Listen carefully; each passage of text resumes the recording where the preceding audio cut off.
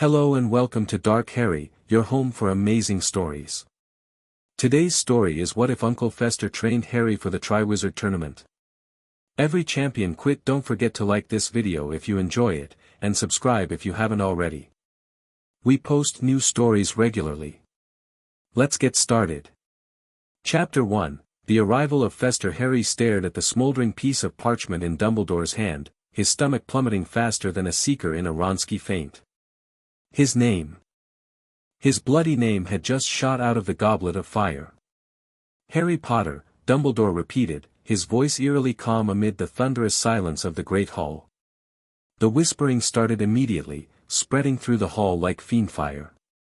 Harry remained frozen to his seat, Hermione's fingernails digging into his forearm. "I didn't put my name in," he hissed. "I swear I didn't." Ron's face had turned the color of curdled milk. "Yeah, right. Harry Potter." Dumbledore called again, more urgently. Legs feeling like they'd been hit with a jelly-legs jinx, Harry stumbled forward. The walk to the front of the great hall stretched on forever, hundreds of accusatory eyes burning into him from all sides. "Through the door, Harry," Dumbledore directed, pointing to where the other champions had disappeared. Harry pushed through, finding himself in a smaller chamber where Fleur Delacour, Victor Crumb, and Cedric Diggory stood clustered around a crackling fire. Their heads snapped toward him in unison. "What is it?" Fleur asked. "Do they want us back in the hall?" Before Harry could answer, the door burst open again. Ludo Bagman bounded in, followed by a procession of scowling officials and professors. "Extraordinary!" Bagman exclaimed, grabbing Harry's arm. "Absolutely extraordinary. Gentlemen. Lady," he added, nodding toward Fleur.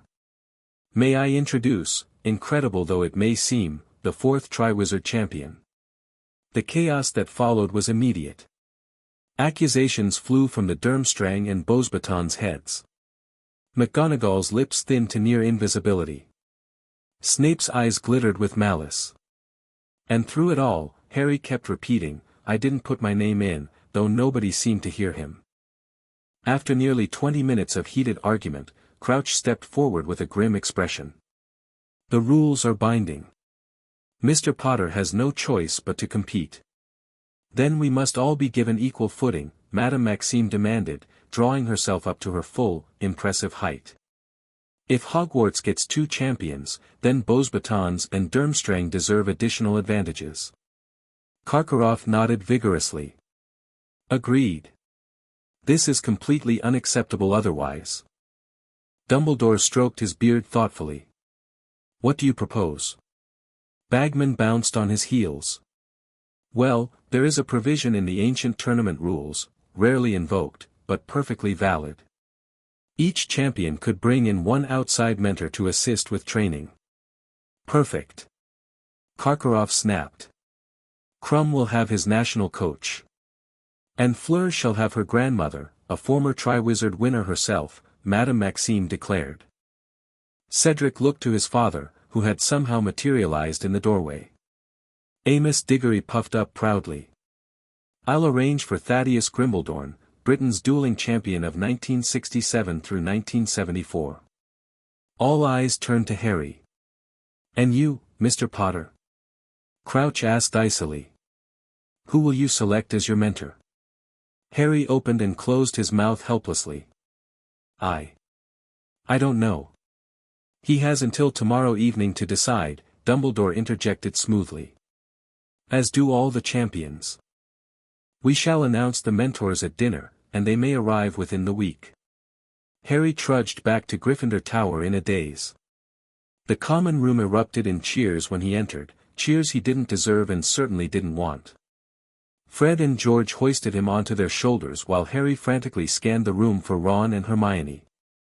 He spotted Hermione in the corner, her face pinched with worry. "No, Ron. Put me down."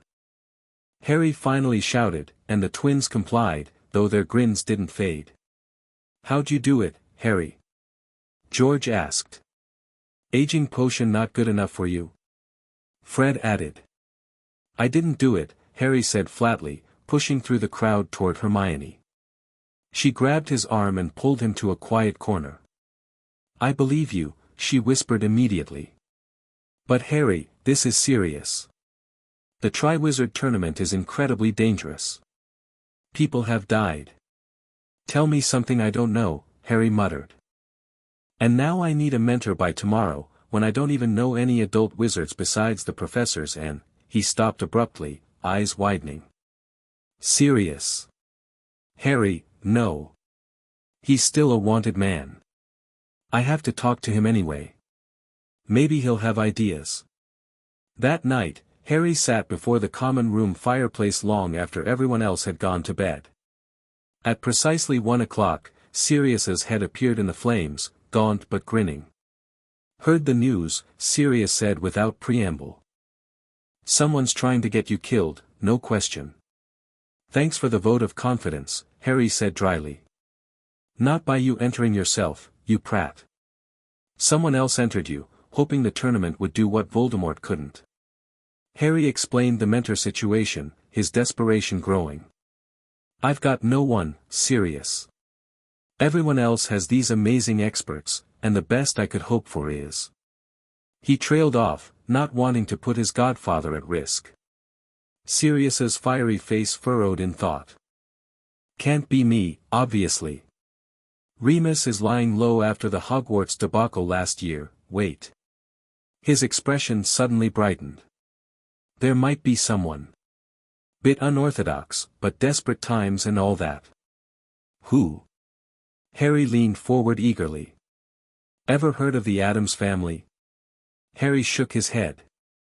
"Ancient magical family, though they practice differently than most British wizards. American branch of an old European line. Distant relations to the Blacks, actually, through marriage a few generations back." "Are they dark wizards?" Harry asked cautiously. Sirius barked out a laugh. "Not in the way you're thinking. They're just odd. They have a very different relationship with things like pain, danger, and what constitutes fun. But they're fiercely loyal to family, and technically, through me, you've got a claim on that loyalty. But would any of them help me? They don't even know me." "Oh, they'd be delighted. They love chaos." Sirius's flame face grinned wickedly. "Let me contact Gomez Addams. His brother Fester would be perfect. Man's a walking disaster with an encyclopedic knowledge of explosives, poisons, and obscure curses. Absolutely no sense of danger. Conducts electricity through his body for fun. He sounds mental." "Completely," Sirius agreed cheerfully. "But also brilliant in his own deranged way. And most importantly, he'd throw the entire tournament into such confusion that whoever put your name in won't know how to adjust their plans." Harry hesitated. "Is he safe?" "Probably not by Hogwarts standards," Sirius admitted. "But he'd never intentionally hurt you. The Addamses are weird, but their moral compass is surprisingly solid. Just, uniquely calibrated." "All right," Harry said, feeling a strange mix of dread and excitement. Tell him I'd be honored to have him as my mentor."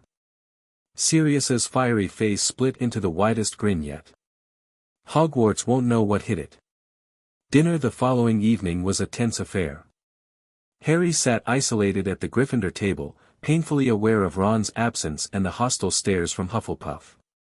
Even many Ravenclaws and Gryffindors seemed skeptical of his innocence. Dumbledore rose as dessert cleared. "Champions, please step forward to announce your chosen mentors." Fleur went first, proudly declaring, "My mentor shall be my grandmother, Apollon Delacour, Quartervilla and Triwizard champion of 1941. Polite applause followed, though Harry noticed several boys seemed dazed at just the mention of another Vila arriving at Hogwarts. Victor Krum stepped up next. "I will be mentored by Dragomir Gorovich, head coach of Bulgarian national Quidditch team and master of combat magic." More enthusiastic applause, especially from the Durmstrang students. Cedric cleared his throat. "I've chosen Master Thaddeus Grimbledorn, seven-time British dueling champion and specialist in defensive transfiguration. The Hufflepuffs erupted in cheers while Dumbledore nodded approvingly. Then all eyes turned to Harry. He swallowed hard and stepped forward. My mentor will be. He glanced at a scrap of parchment Hedwig had delivered hours earlier. Fester Adams. The reaction was muted. A few scattered claps, mostly from those who were simply being polite. Fester Adams? Dumbledore repeated, a rare note of uncertainty in his voice. Of the American Adams family? Yes, sir, Harry confirmed.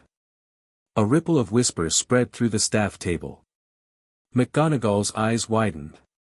Snape looked like he'd swallowed something particularly foul. Dumbledore's eyes, however, twinkled with what might have been amusement. Well, the headmaster said finally. How unexpected. The mentors will begin arriving tomorrow. Mr. Potter, might I have a word after dinner? In Dumbledore's office, surrounded by whirring silver instruments and under the watchful gaze of portraits of former headmasters, Harry fidgeted uncomfortably. Harry, Dumbledore began gently, may I ask how you came to know of Fester Adams?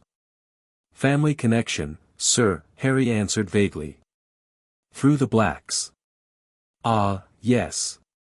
Sirius would know of them. Dumbledore nodded.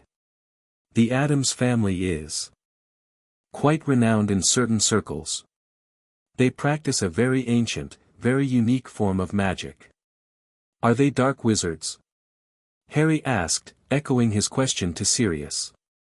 Dumbledore chuckled. No, not in the conventional sense. They simply have a rather alternative view of what constitutes pleasure and pain, life and death. Their magic reflects this worldview. Sirius said Mr. Adams knows a lot about explosives. Among other things, yes. Dumbledore's eyes twinkled again.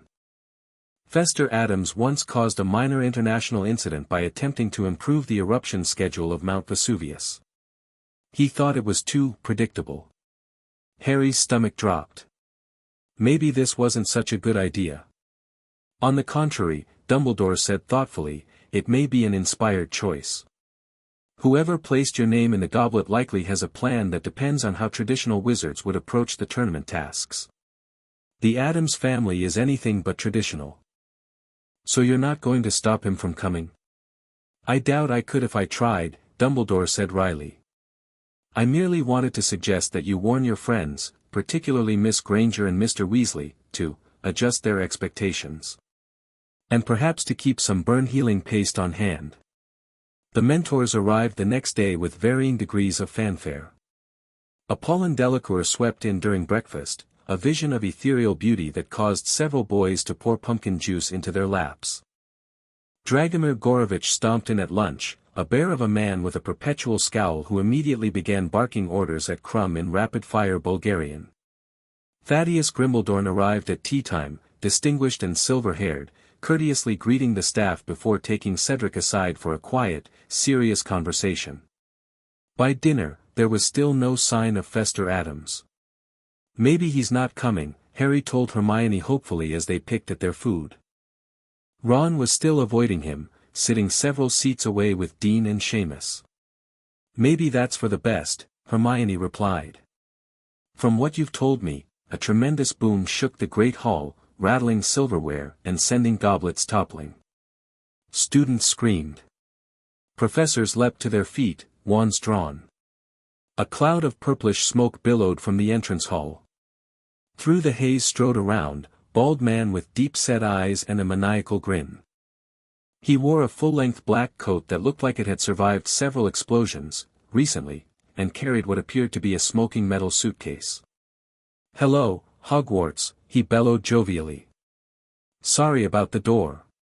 Your security spells were a bit twitchy, so I introduced them to some Adams family hospitality. The entrance hall doors, Harry realized with a sinking feeling, were no longer attached to their hinges. Mr. Adams, I presume, Dumbledore said calmly, approaching the newcomer.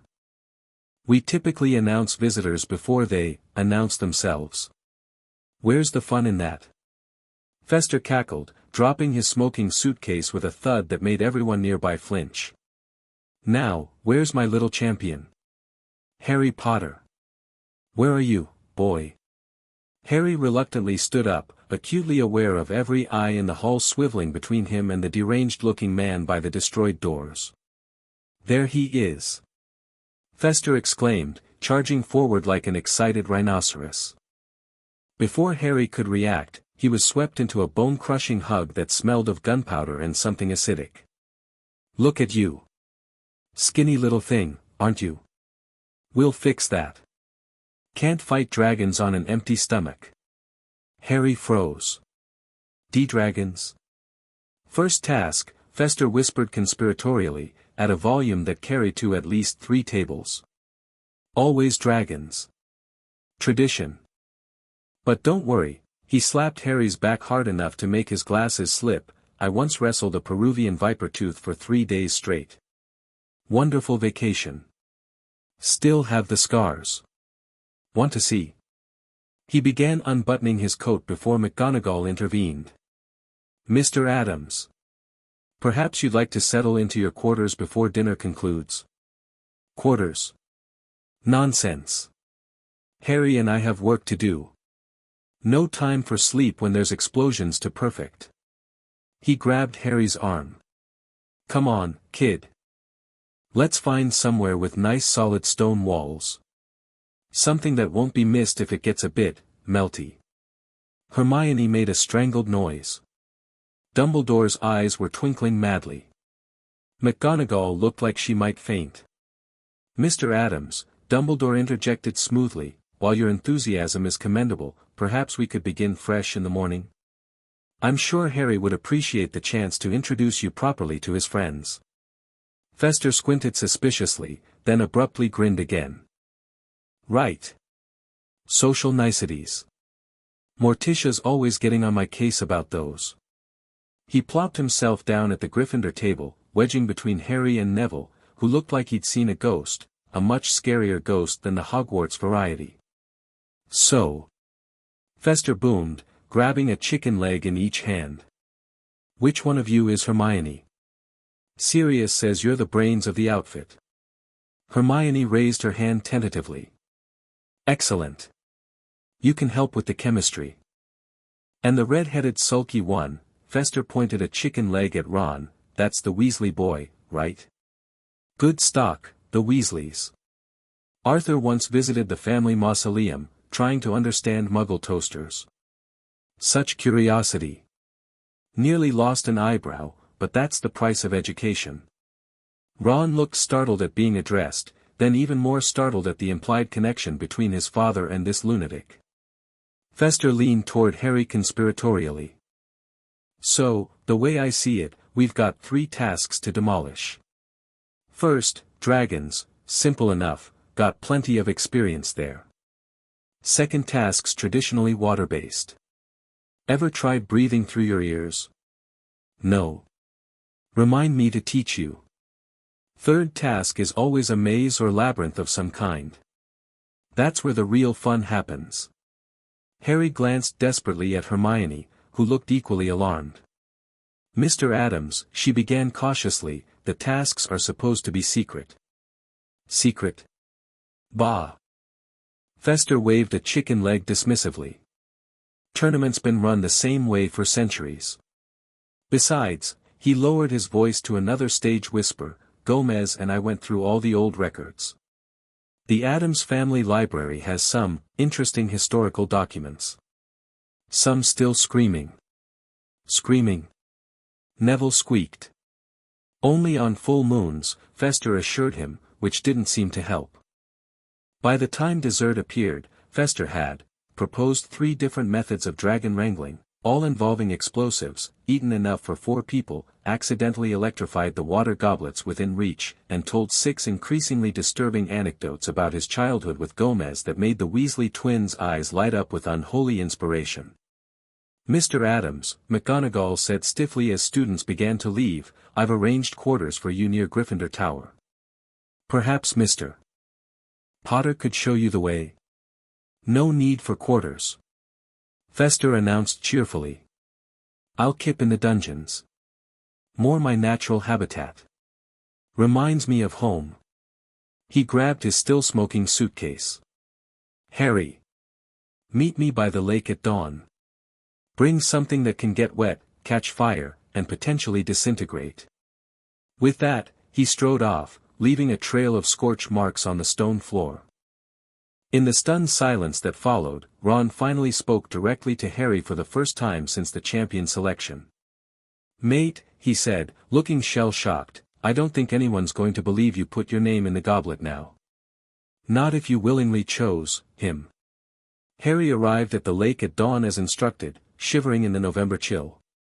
He'd brought an old cloak as the item most expendable to getting wet, burnt, or disintegrated. Ron and Hermione flanked him, the former having finally accepted Harry's innocence after Fester's chaotic arrival. Are we sure about this? Hermione whispered nervously. He seems unstable.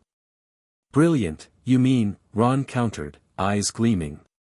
Did you see how he made that gravy boat explode by just looking at it? That wasn't magic, Ron, that was some kind of wandless chemical reaction. Good morning, champions of chaos. They jumped collectively as Fester emerged from the lake itself, fully clothed and completely soaked, yet somehow still smoking slightly. Mr. Adams. Hermione gasped. The water must be freezing. Invigorating. Fester corrected, shaking himself like a dog. Nothing like a swim with the giant squid to get the blood pumping. Magnificent creature. Tried to drown me twice. We're friends now. Harry noticed with alarm that there were indeed several large sucker marks on Fester's bald head. Now.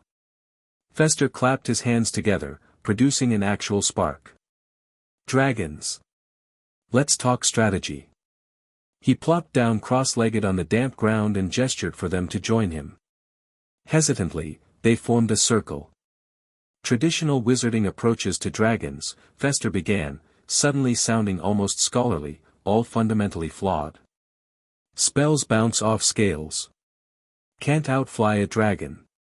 Can't outsmart a dragon, they're cleverer than they look. So. He slapped his knee triumphantly.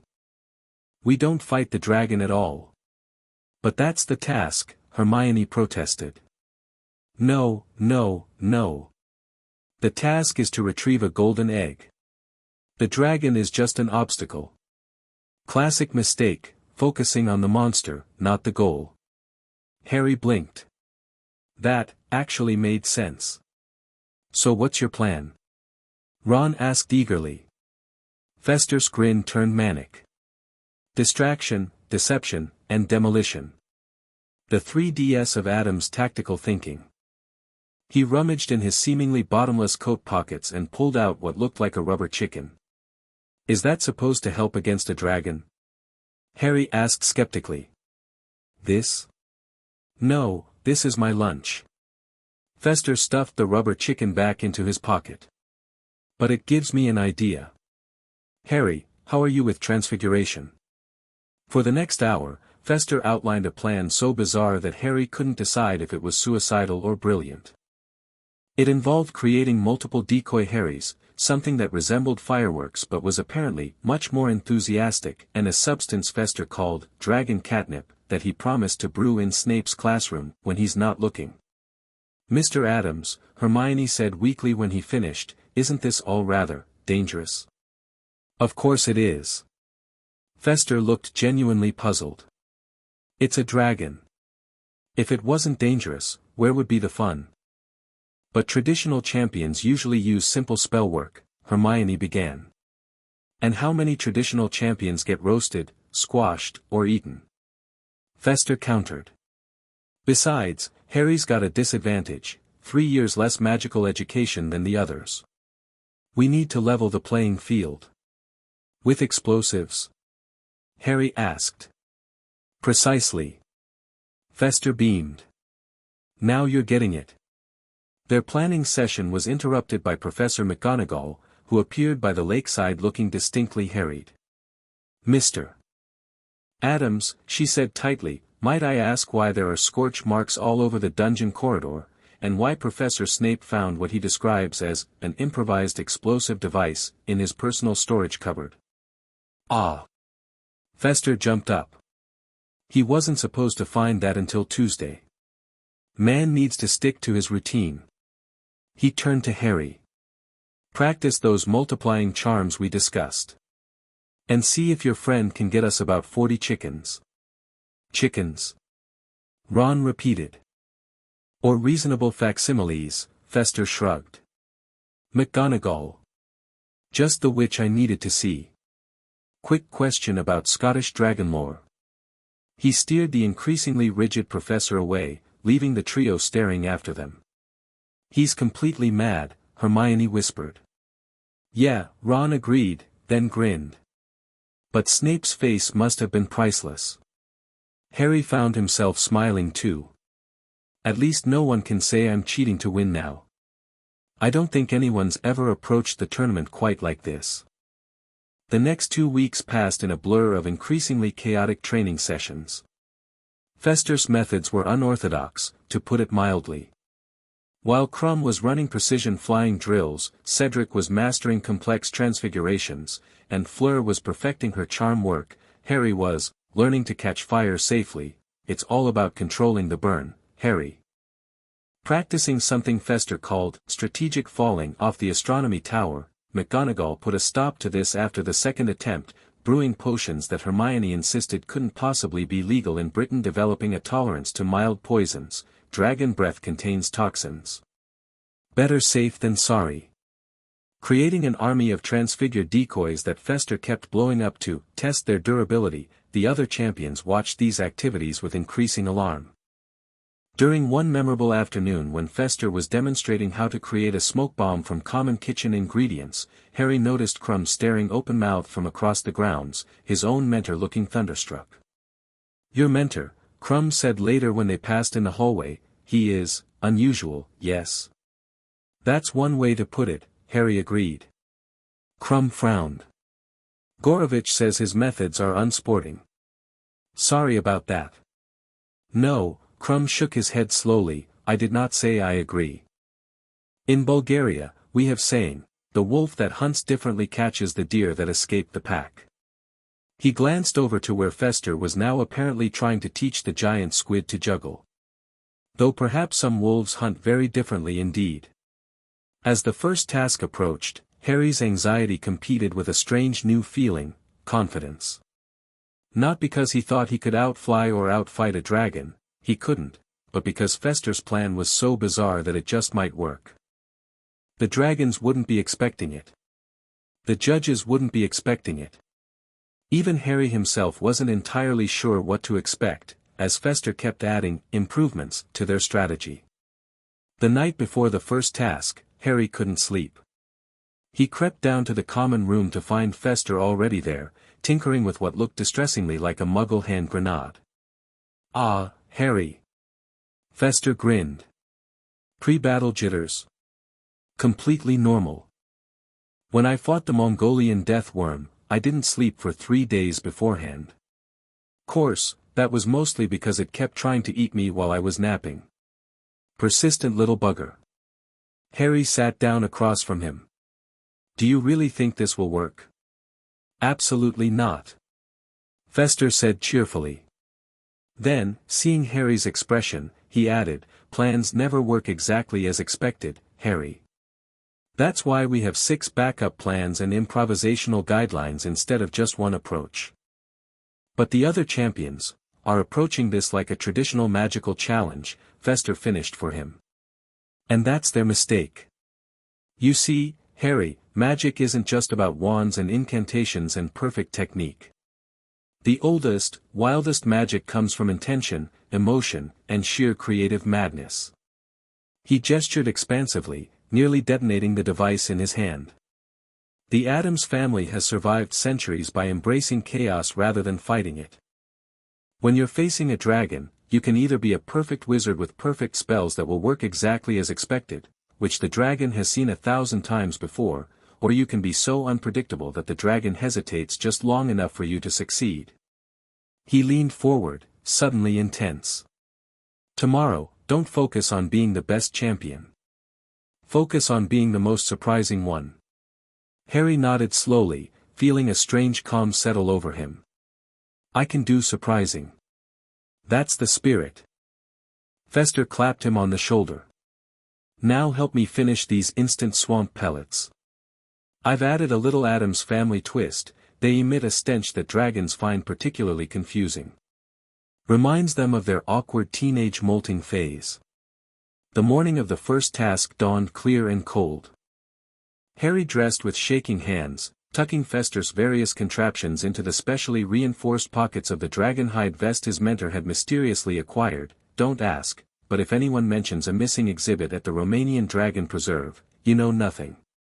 Ron and Hermione walked with him to the champion's tent, Hermione reciting last-minute advice and Ron carrying a bag of what Fester called, emergency backup boom boom. Fester himself was waiting outside the tent, surprisingly well-groomed and wearing what appeared to be a formal morning suit complete with an oversized carnation that occasionally snapped at passers-by. Big day, he greeted them, bouncing on his heels. Special occasions call for special attire. This was my outfit for Cousin Balthazar's funeral. Third funeral, that is, he's very particular about getting the ceremony right each time he returns. Harry decided not to ask for clarification. Now, Fester continued, remember the plan. Decoys first, then the smoke, then the, Mr. Adams, Bagman interrupted, popping his head out of the tent. The mentors are to join the judges now. Champions only in the tent. Right, right. Fester grabbed Harry by the shoulders. Remember, Harry, when in doubt, create chaos. Dragons can't eat what they can't find. He pressed something small and suspiciously ticking into Harry's hand. Emergency use only. Good luck. Harry entered the tent to find the other champions already there. Fleur sat rigidly on a stool, pale but composed. Cedric paced back and forth, muttering incantations under his breath. Crumb stood in the corner, arms crossed, expression unreadable. Bagman bounced in, explained the task, retrieve a golden egg from a nesting mother dragon, and held out a small bag for them to draw their dragons and positions. Cedric drew first, the Swedish short snout, going first. Fleur drew the Welsh green, going second.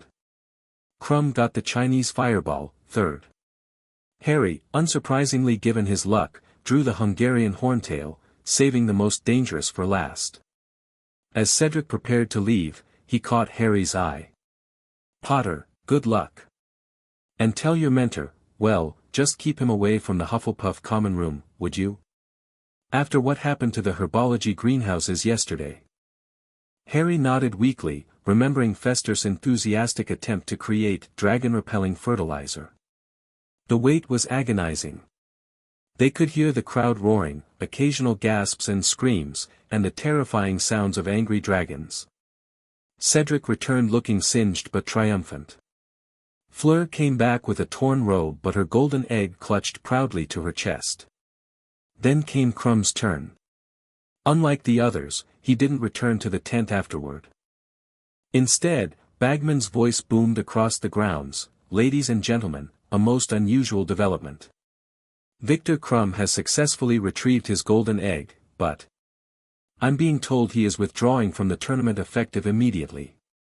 His mentor, Dragomir Gorovich, is citing unpredictable and dangerous conditions and contamination of the competitive environment.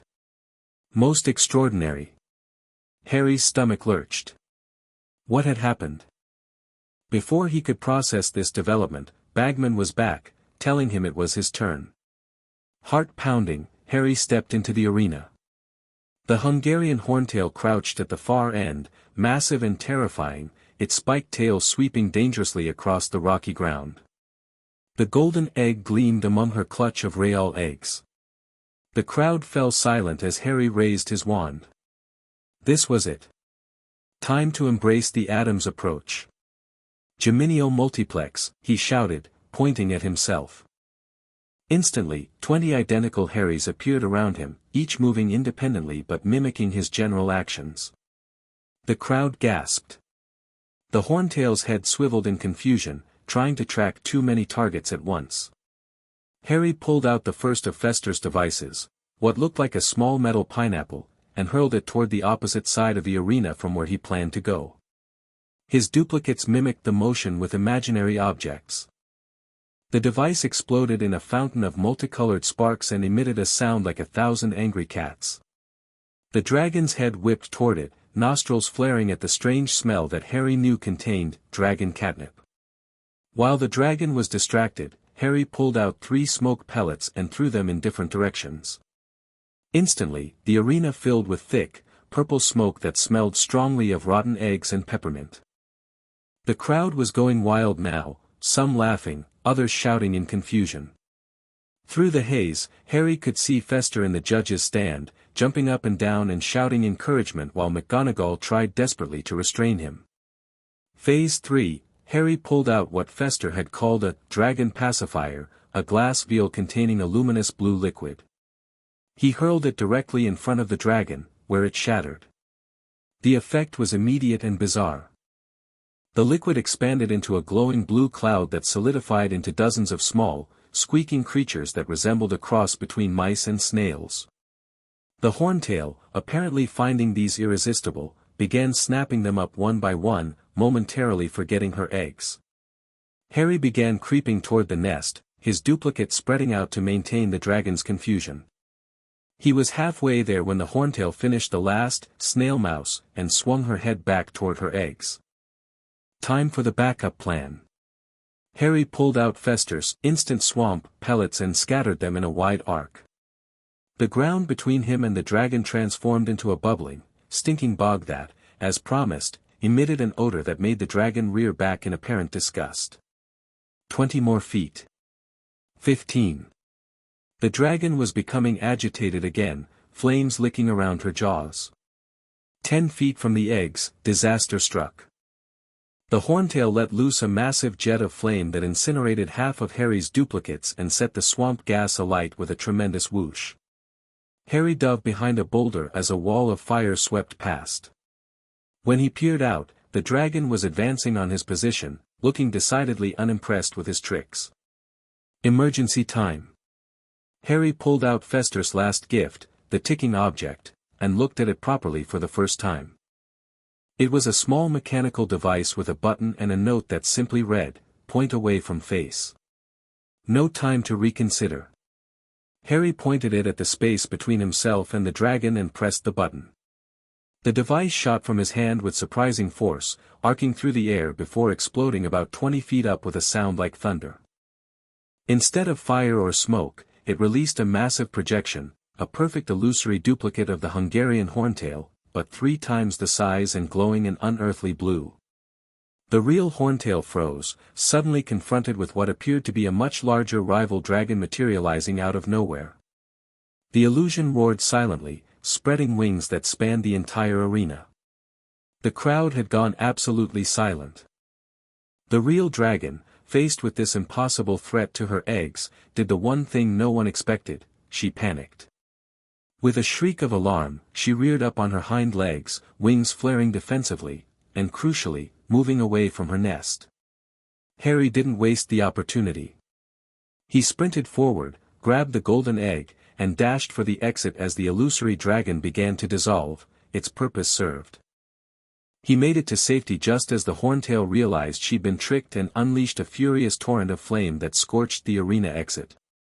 The crowd exploded into chaotic cheering, booing, and bewildered shouting. Harry stood gasping for breath, golden egg clutched to his chest, unable to believe he'd actually survived. Fester came bounding across the field, somehow having escaped the judge's stand. "Harry! You did it!"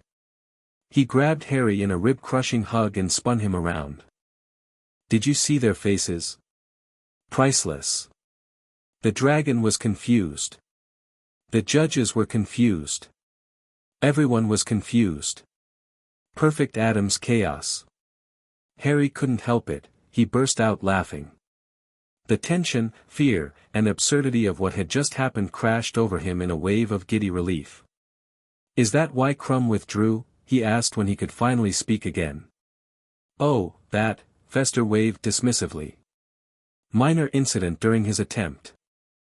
His mentor was very upset when some of our leftover smoke pellets accidentally rolled into the arena.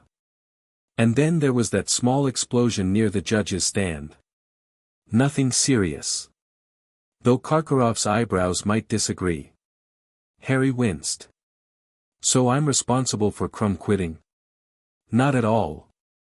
Well, not directly. Technically it was the smell. Apparently Bulgarian Quidditch players are very sensitive to certain odors. Who knew? Fester shrugged. Besides, it's not your fault if the competition can't handle a little Adam's innovation. Before Harry could respond, they were surrounded by his friends. Hermione was pale but relieved, and Ron was looking at Harry with undisguised awe. That was bloody brilliant. Ron exclaimed. The way you confused it with all those copies, and then that giant dragon illusion, where did you learn to do that? I didn't, Harry admitted.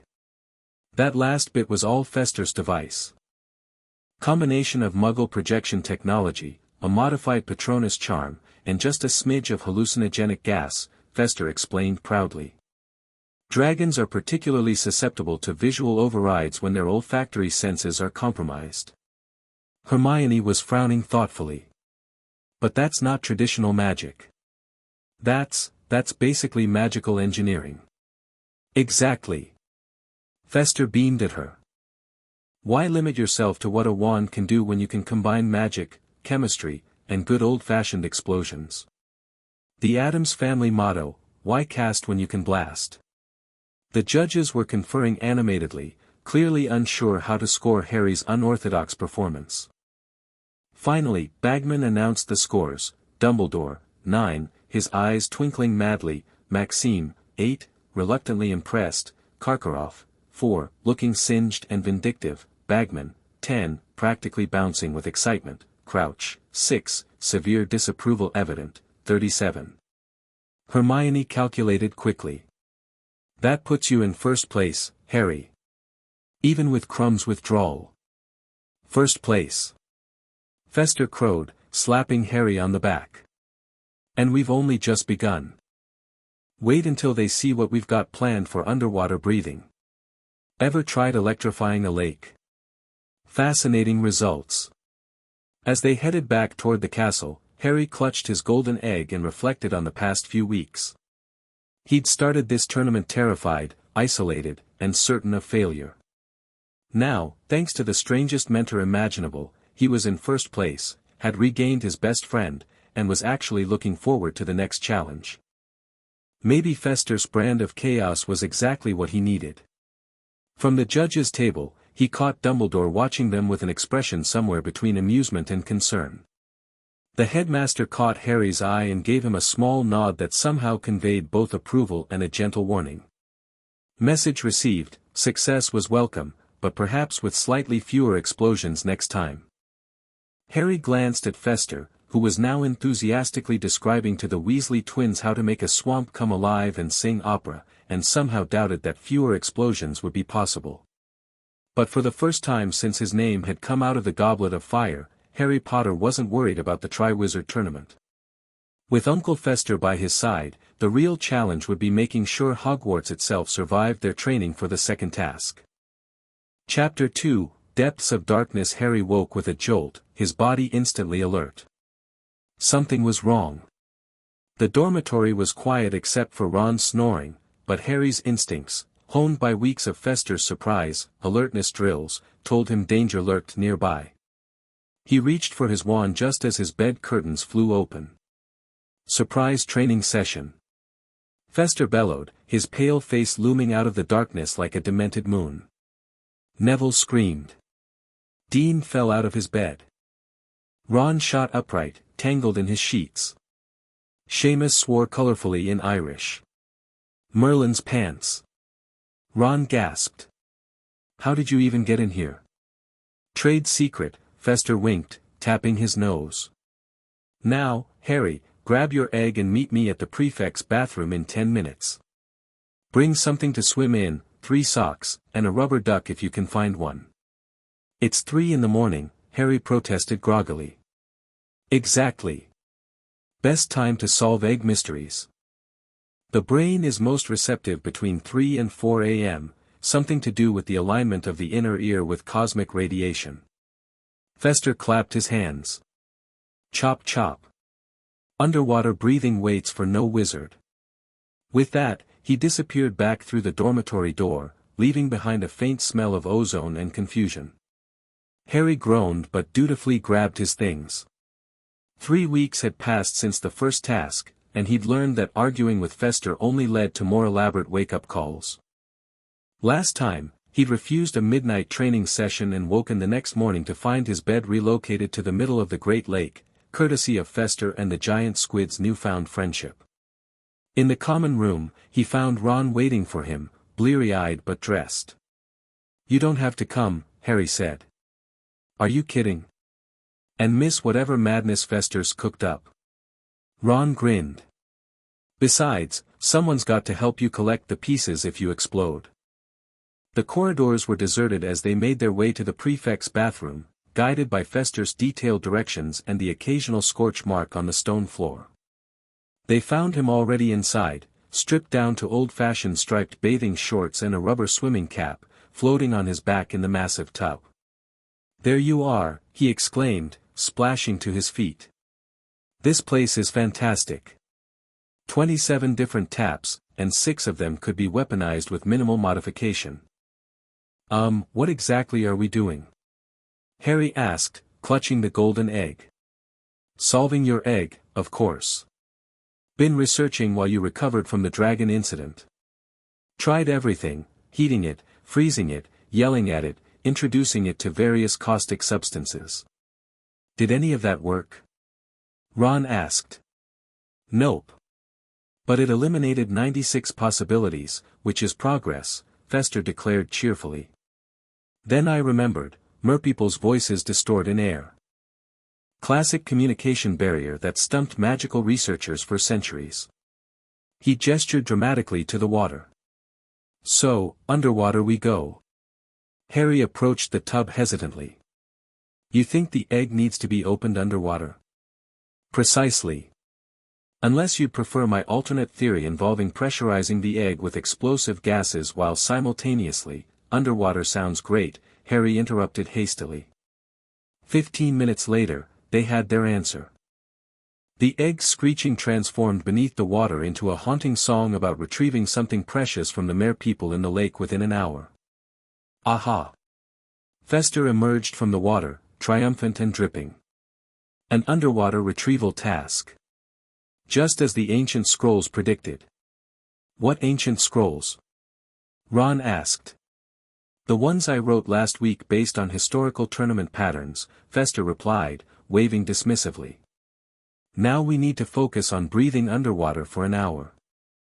He began pacing around the bathroom, leaving puddles in his wake. Traditional methods, bubblehead charm, transfiguration, gillyweed, all boring. He spun to face them, eyes gleaming with manic inspiration. The Adams approach requires something more, creative. "Tell me, Harry, how comfortable are you with temporarily stopping your heart?" "Not very," Harry admitted. "Fair enough, we'll save that for Plan C. Plan A, we electrolyze the water around your head to continuously generate breathable oxygen."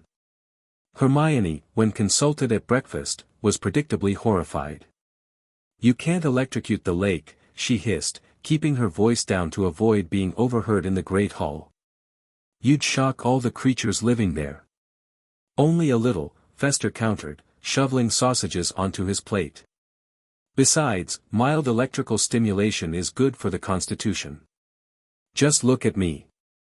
He stuck a fork into a nearby candle flame, then into his ear, causing his hair, what little remained on the sides of his head, to stand on end while he vibrated slightly. Several nearby Gryffindors edged away. "There must be safer options," Hermione persisted. "Gillyweed," Harry suggested. "Neville mentioned it yesterday." "Gillyweed."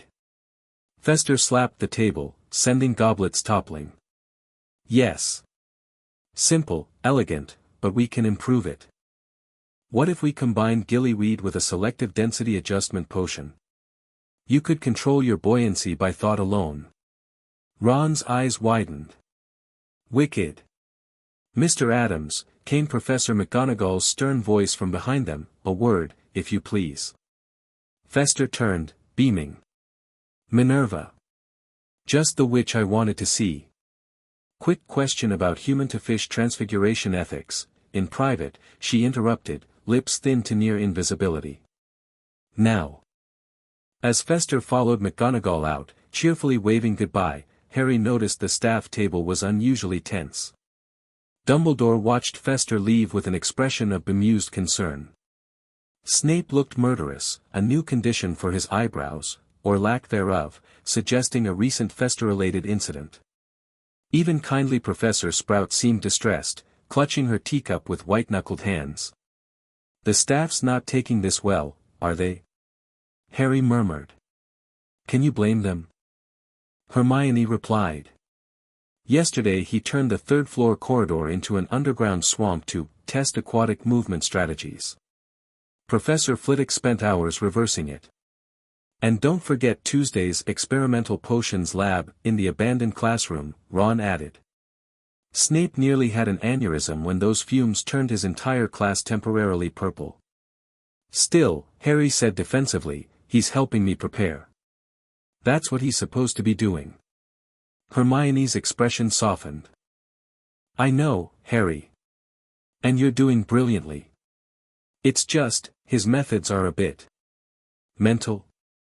Ron suggested. Unconventional, Hermione corrected. And they're causing problems with the other champions too. Haven't you noticed? Harry had. Cedric now gave him a wide berth in hallways, though always with a polite nod. Fleur's initial disdain had transformed into something closer to wary apprehension. And after Crumb's dramatic withdrawal, Durmstrang students regarded Harry with outright hostility.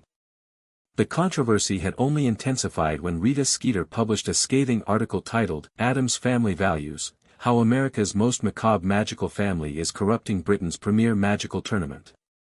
The article painted Fester as a dangerous lunatic and implied Harry was employing questionable dark magic techniques with possible necromantic overtones. Dumbledore had dismissed the article publicly, but privately, Harry knew the headmaster was concerned. He'd overheard McGonagall and Flitwick discussing containment strategies for Adams-related incidents. Despite everything, Harry couldn't bring himself to rein Fester in. The man's chaotic methods were working. For the first time, Harry felt confident about the tournament, not just surviving it, but potentially winning it. McGonagall returned to the Great Hall alone, looking unusually flustered. Where's Fester? Harry asked when she passed their table. Mr. Adams has been temporarily confined to the East Wing following an incident with the plumbing system, she replied stiffly. He will resume mentoring you after lunch, provided no more school infrastructure is compromised. As she walked away, Ron leaned forward eagerly. What do you think he did this time?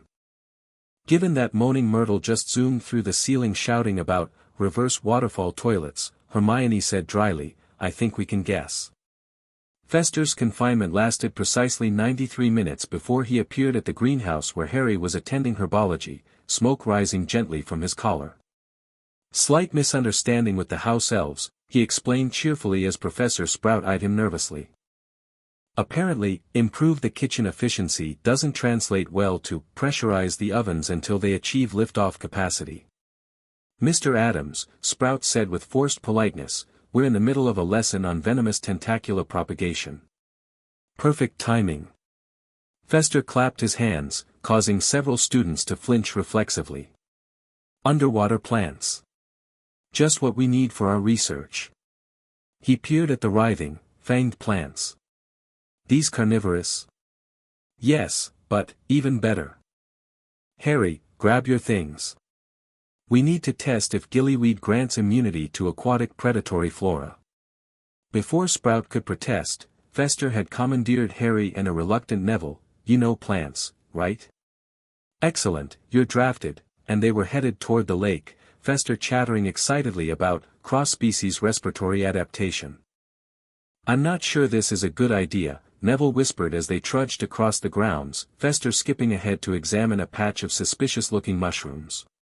Probably not, Harry agreed, but at least it's never boring.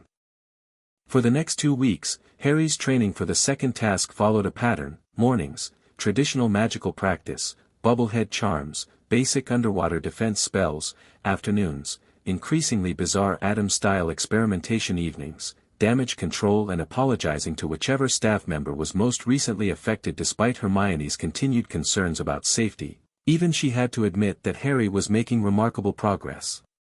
His underwater mobility improved daily. He could cast spells effectively while submerged. And thanks to Fester's insistence on worst-case scenario training, he practiced retrieving objects while dealing with everything from artificially induced underwater currents to temporary blindness. Ron, meanwhile, had become Fester's enthusiastic apprentice, eagerly assisting with the more explosive aspects of training. The pair had developed an unlikely bond over their shared love of chaos and disregard for conventional safety measures. "You should see what he's taught me," Ron told Harry excitedly one evening, pulling out what looked like ordinary dung bombs. "These are modified with a freezing solution. Chuck one of these in water, and it'll create an instant ice path you can walk on." "That's actually pretty brilliant," Harry admitted. "I know. Fred and George are dead jealous. They've been taking notes whenever Fester's around." This, Harry realized with slight horror, explained the recent uptick in unusual explosions throughout the castle. The Weasley twins had apparently found a kindred spirit in Fester Adams. But not everyone appreciated Fester's influence. As January melted into February, tensions continued to rise between the eccentric mentor and Hogwarts staff. Professor McGonagall had taken to carrying emergency containment equipment. Snape refused to be in the same room as Fester without his wand drawn. Even Hagrid, not known for his caution around dangerous things, had banned Fester from the care of magical creatures paddock after the incident with the blast-ended Scroots, which had resulted in a brief but impressive airborne migration of the creatures over the Forbidden Forest. The other champion mentors were no happier. Apollon Delacour had filed a formal complaint after one of Fester's experimental potions had drifted into the Beauxbatons carriage, temporarily turning everyone's hair an electric blue. Thaddeus Grimbledorn had taken to casting protective wards around Cedric during meal times, eyeing Fester as one might watch a ticking bomb. 14 days before the second task, the breaking point came. Harry and Ron were helping Fester test an improved version of gillyweed in the lake, this variant supposedly allowing for both underwater breathing and limited sonar capabilities, just like a dolphin, except more explode-y. When Dumbledore arrived at the lakeside, accompanied by Madame Maxime and Cedric's mentor. "Mr. Adams," Dumbledore called, his voice pleasant but firm, "might I request your presence at an impromptu meeting of tournament officials?" Fester emerged from the water, his bald head covered in what appeared to be a thin layer of glowing moss. "Albus. Perfect timing. I was just about to demonstrate how concentrated algae can be converted into an underwater flare system." "I'm afraid that we'll have to wait," Dumbledore replied. "We have some concerns to address regarding recent innovations in training methodologies." Harry followed as Fester cheerfully accompanied the headmaster back to the castle, apparently oblivious to the tension. They ended up in Dumbledore's office, where Karkaroff, representing Durmstrang despite Crumb's withdrawal, Crouch, and Bagman awaited them. "This has gone far enough," Karkaroff began without preamble. "This person is making mockery of sacred tournament traditions." Now, Bagman interjected nervously, "Unconventional approaches have always been part of the tournament's history. There is nothing in tournament history about electrifying the Great Lake." Madame Maxime thundered. "My students cannot even practice their water charms without risk of shock." "Low voltage only," Fester protested mildly. "Hardly enough to do more than make your hair stand on end. Though in your case," he gestured to Maxime's impressive height, "perhaps that would be inconvenient." Grimbledorn stepped forward with a formal bow. "With all due respect, Mr. Adams, your methods go beyond unorthodox into potentially dangerous territory." Young Diggory reports witnessing you instructing Potter in a technique that involved, and I quote, temporarily liquefying his internal organs for improved underwater density control. A minor miscommunication, Fester waved dismissively. I merely suggested a selective liquefaction of non-essential tissues. The organs remain solid, obviously. I'm not a monster. Dumbledore cleared his throat gently. Perhaps, Fester, you might consider a slightly more traditional approach to the remaining tasks. For the sake of inter-school harmony. Fester looked genuinely puzzled. But traditional approaches are precisely what got previous champions killed. The Addams family has survived centuries of magical threats through creative innovation. Why rely on textbook methods when you can develop something the threats have never seen before? Because, Crouch said coldly, tournaments have rules, Mr. Addams. Standards. Expectations of sporting behavior. And we have received, Karkaroff added with venomous satisfaction, a formal petition from the remaining champions requesting certain restrictions on your activities. Harry's stomach sank. What kind of restrictions? Dumbledore sighed. I'm afraid Madame Maxime and Professor Karkaroff are insisting that all training activities be conducted within strictly supervised areas, with pre-approved methodologies only. That's ridiculous. Harry protested. They just want to handicap me because Fester's methods are working. Not helping, kid, Fester murmured, though he looked touched by Harry's defense. The tournament judges will deliberate and provide guidelines within 24 hours, Crouch declared. Until then, Mr. Addams, you are to refrain from any further experimental activities within Hogwarts grounds. As they left the headmaster's office, Harry could barely contain his frustration. This is so unfair. They're only doing this because they're scared you're helping me win. Fester scratched his chin thoughtfully. Possibly. Or possibly because I accidentally turned the giant squid fluorescent orange yesterday. Tough to say. He suddenly brightened. But hey, restrictions just mean we need to get creative about our creativity. Come on. Where are we going? To find your friends. Fester declared. Time for an emergency strategy session. And possibly snacks. Moral outrage always makes me peckish. They found Ron and Hermione in the library, where Hermione was researching magical water plants and Ron was doodling what appeared to be underwater explosions in the margins of his parchment. We've been censored. Fester announced dramatically, dropping into a chair. Creatively oppressed. Innovatively shackled. Hermione closed her book. What happened? Harry explained the meeting while Fester rummaged in his seemingly bottomless pockets, eventually producing several questionable-looking sandwiches and a thermos that emitted occasional puffs of purple smoke. They can't do that. Ron exclaimed indignantly. It's not against the rules to use weird methods. Technically, Hermione said slowly, the tournament rules do include provisions about acceptable magical practice and adherence to safety standards. Bah! Fester waved a sandwich dismissively, sending suspicious crumbs flying. Safety standards are for people who lack imagination. But, he added, seeing Hermione's expression, we'll need to work within these new constraints. Temporarily. What do you mean? Harry asked. Fester leaned forward conspiratorially. They can only restrict what they understand. The beauty of Adam's innovation is that it often looks like ordinary magic until it's too late to stop it. You're suggesting we disguise our methods, Hermione frowned. That seems dishonest. Not dishonest, creative. Fester corrected. For instance, a standard bubblehead charm looks exactly like a modified bubblehead charm that also contains aerosolized gillyweed extract. Same appearance, very different functionality. Despite her misgivings, Hermione had to admit the logic was sound. I suppose if you're not actually breaking rules, just bending them. That's the spirit. Fester beamed. Now, about the gillyweed, we'll still use it as our primary method, but with modifications. Subtle ones that won't attract attention until Harry's already in the water. They spent the next hour developing what Fester called visually compliant but functionally superior approaches to the underwater task. Hermione, to Harry's surprise, proved remarkably adept at finding loopholes in magical regulations. If we combine gillyweed with this mild warming charm, she suggested, pointing to an open book, Harry could maintain better dexterity in the cold water without any visible difference. Excellent! Fester clapped.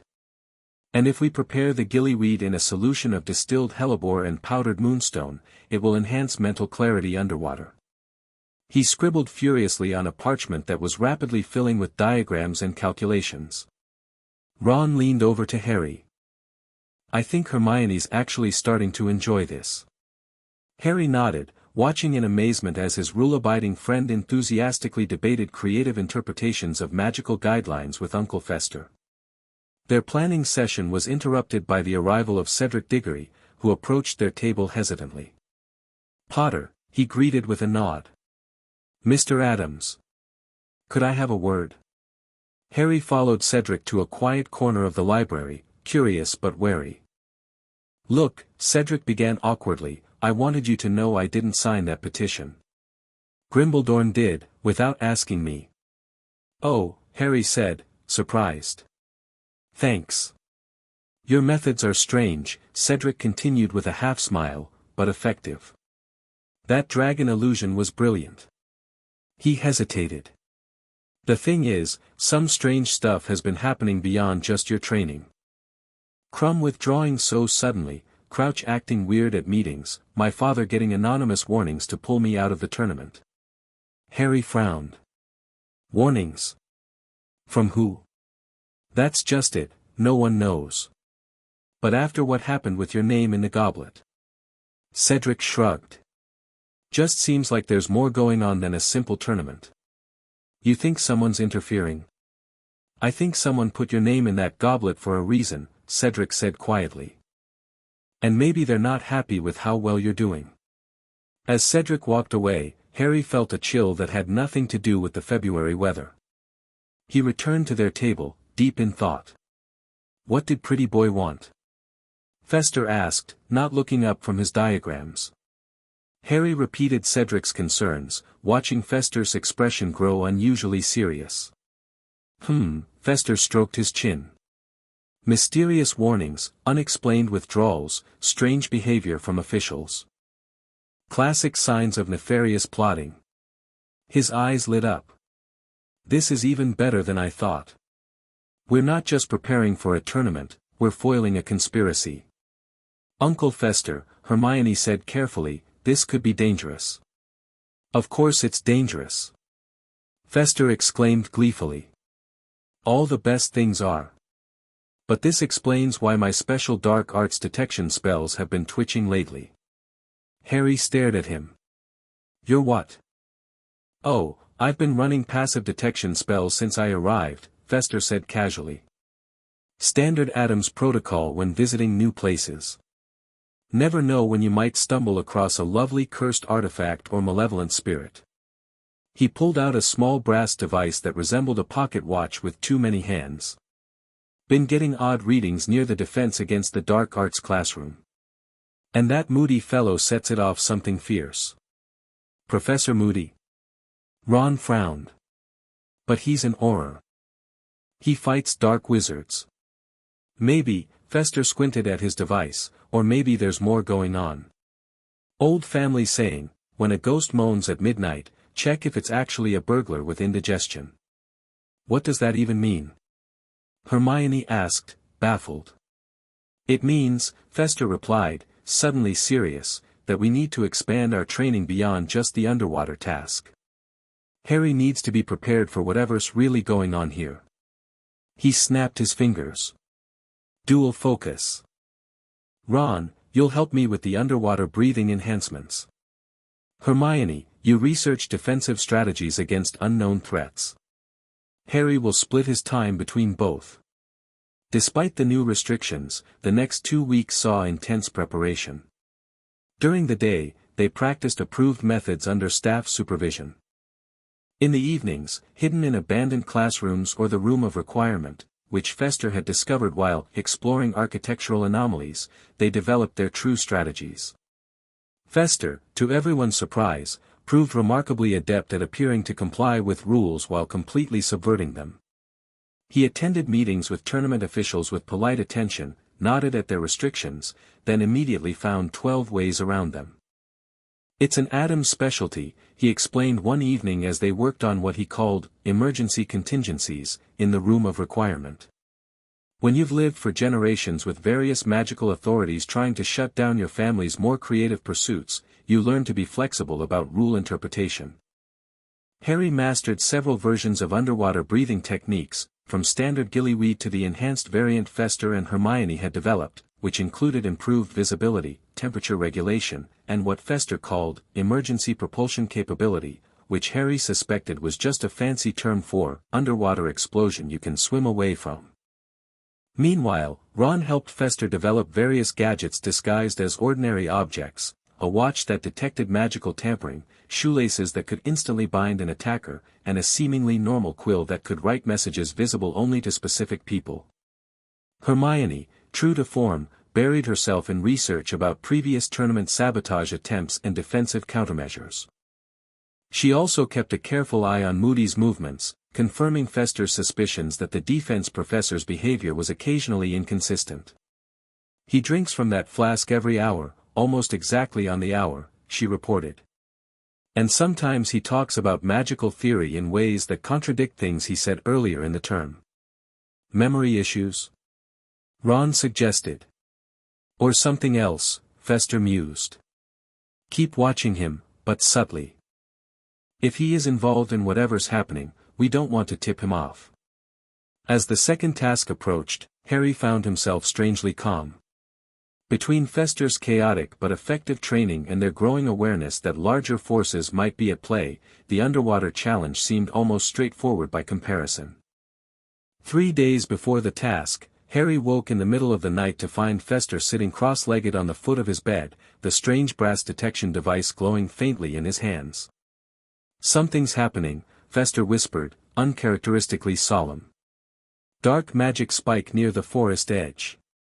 And Crouch wasn't at the judges' meeting today." "Crouch missed a meeting?" Harry sat up, instantly alert. "He never misses official functions." "Exactly. And Moody was asking questions about you, specifically about your friends and who you're closest to." Fester's eyes narrowed. The Merpeople's song mentioned taking "what you'll sorely miss."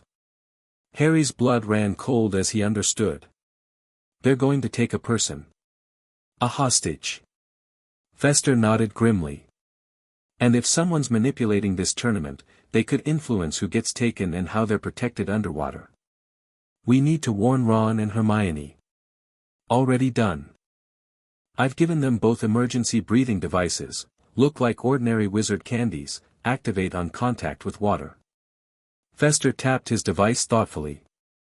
"But I think we need additional insurance. New plan, you'll still use the modified gillyweed, but I'm adding one more enhancement." He pulled out a small vial of silvery liquid. "This contains a diluted form of what my family calls ancestral awareness. One drop in the gillyweed solution will temporarily attune you to magical disturbances, like having a sixth sense for when something isn't right." "Is it safe?" Harry asked, eyeing the shimmering liquid. "Perfectly," Fester assured him. "Well, 90% perfectly. Small chance of temporary spectral vision where you see the recently deceased, but that's actually quite useful in most situations." Harry took the vial cautiously. "Thanks, Uncle Fester." "Don't thank me yet," Fester's expression turned uncharacteristically serious. "Harry, I want you to promise me something. If anything feels wrong during the task, anything at all, prioritize safety over winning. The Addams family values chaos and adventure, but we also protect our own. You've become important to me, kid." Touched by this rare moment of sentiment, Harry nodded. "I promise." The morning of the second task dawned cold and gray. Harry stood at the lake's edge, shivering slightly despite the warming charms Hermione had cast on his clothes. Ron and Hermione hadn't been seen since the previous evening, confirming their suspicions about the hostages. Fester stood beside him, unusually subdued in what appeared to be formal Adam's attire, a black suit with subtle skull-shaped buttons and a carnation that occasionally snapped at passers-by. "Remember," Fester murmured, "standard approach until you're underwater. Then activate the enhancements by tapping your wand to your throat and thinking Adam's Advantagium. Once the special effects kick in, you'll have about 50 minutes of optimal function." "And the emergency backup?" Harry asked quietly. Fester patted a bulge in Harry's pocket. "Only if absolutely necessary. It'll create a magical surge that might attract attention." "Champions!" Bagman's voice boomed across the lake. "Take your positions." Harry moved to his platform, noting that Cedric looked focused but calm, while Fleur seemed unusually tense, her eyes darting nervously toward the lake's dark surface. "Your task," Bagman announced to the crowd, "is to recover what has been taken from you, held by the mere people in their village. You have precisely 1 hour. On my whistle." The shrill blast sent Harry diving into the icy water, gillyweed already in his mouth. The familiar but unpleasant sensation of gills forming on his neck and webbing between his fingers followed. Once fully submerged, he tapped his throat with his wand and thought, Adam's Advantagium. The effect was immediate and remarkable. The murky water suddenly seemed clearer, as if illuminated by a soft, ambient light. The cold receded completely. Most surprisingly, Harry felt a strange new awareness, almost like a mental map of the lake's depths forming in his mind. He could sense the general direction of the merpeople's village without needing to search. More impressively, he could detect magical signatures, Cedric swimming off to his right, using a bubblehead charm, Fleur further behind, surrounded by a shimmering sphere of magic Harry didn't recognize. "This is brilliant," Harry thought, propelling himself forward with new confidence. The enhanced gillyweed made swimming nearly effortless, his body cutting through the water with fish-like efficiency. He passed through a forest of swaying weeds, easily avoiding the grindylows lurking within. One lunged for his ankle, but Harry felt its movement before seeing it and twisted away gracefully. The creature's surprised expression almost made him laugh. About 20 minutes into the task, Harry sensed a magical disturbance ahead, a flare of panic and defensive spellwork. He changed course slightly to investigate and found Fleur surrounded by grindylows, dozens of them swarming her glowing protective bubble. As he watched, the bubble flickered and began to fail as more creatures attacked. Without hesitation, Harry sped toward her, firing revulsion jinxes to scatter the grindylows. Fleur's eyes widened in recognition as he approached. He motioned for her to follow him, indicating a clearer path through the weeds. Fleur shook her head frantically, pointing to her throat and making a choking gesture. Her protective bubble had failed, and she was struggling to maintain her bubblehead charm against the grindylows' attacks. Harry remembered Fester's emergency breathing device. He pulled the small candy-like object from his pocket and pressed it into Fleur's hand, miming putting it in her mouth. She hesitated only briefly before consuming it. The effect was instantaneous. Her panicked expression relaxed as transparent gills formed along her neck, similar to but less pronounced than Harry's. Harry helped fight off the remaining grindylows, and they continued together for a short distance until the enhanced gillyweed's awareness function alerted Harry to another presence approaching rapidly from behind. He turned to see Cedric swimming toward them, looking concerned. Harry gestured that Fleur was fine now, and Cedric nodded in understanding. The three champions continued toward the merpeople's village together, an unexpected alliance. They heard the merpeople's song before seeing the village, an eerie chorus that no longer screeched but harmonized beautifully underwater. Following the sound, they emerged into a clearing of crude stone dwellings. At the center of the village square, 3 people were bound to a massive statue, Ron, Hermione, and a small silver-haired girl who could only be Fleur's sister. Harry swam forward immediately, but something made him hesitate before reaching the hostages. That new sixth sense from Fester's enhancement was tingling, warning of something not quite right. He scanned the area carefully and noticed what others might have missed, a subtle magical shimmer around the bindings, something beyond standard mermish restraints. The ropes holding Ron seemed to pulse with a darker energy than the others. Fleur rushed past him toward her sister, but Harry caught her arm, shaking his head urgently. He pointed to the bindings, then made a slashing motion across his throat. Danger! Cedric had noticed too, his eyes narrowing as he observed the restraints. He gestured questioningly to Harry, who nodded and pointed specifically to Ron's ropes. Working together, the three champions approached cautiously. Harry indicated that Fleur and Cedric should stand back while he examined the bindings more closely. Thanks to Fester's enhancement, he could now see the magic clearly, standard enchantments on Hermione and the little girl, but Ron's ropes contained something extra, something that pulsed with malicious intent. Harry remembered Fester's warnings about tournament sabotage. Someone had tampered with Ron's bindings, adding what appeared to be a curse that would trigger when cut. He needed to neutralize it before freeing anyone. Pulling out his wand, Harry began carefully unwinding the foreign magic from Ron's restraints, using a counter-curse Fester had insisted he learn, for underwater magical booby traps, which Harry had thought ridiculously specific at the time. The Mere-people circled anxiously but didn't interfere, seemingly unaware of the tampering. After several tense minutes, the dark energy dissipated. Harry signaled the all-clear to Cedric and Fleur, who swam forward to free their own hostages. Harry cut Ron loose, then helped Cedric with Hermione. Fleur, trembling with relief, cradled her sister protectively. They began ascending together, their hostages safely in tow, when Harry's enhanced senses detected another disturbance, a powerful magical current suddenly forming beneath them, pushing them not toward the surface but sideways, toward the lake's deeper center. This wasn't part of the task. Someone was actively interfering.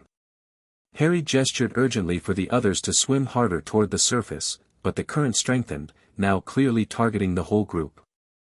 Cedric struggled to maintain his grip on Hermione while fighting the pull. Fleur, encumbered by her sister, began to drift off course. Time for Fester's emergency backup. Harry pulled a small, metallic object from his pocket, what Fester had called a magical current disruptor. Following the mental instructions that had come with the enhanced gillyweed, Harry twisted the device and released it into the water. For a moment, nothing happened. Then the water around them illuminated with concentric rings of blue light that expanded outward, cutting through the artificial current like a knife. The pressure eased immediately, allowing them to resume their ascent.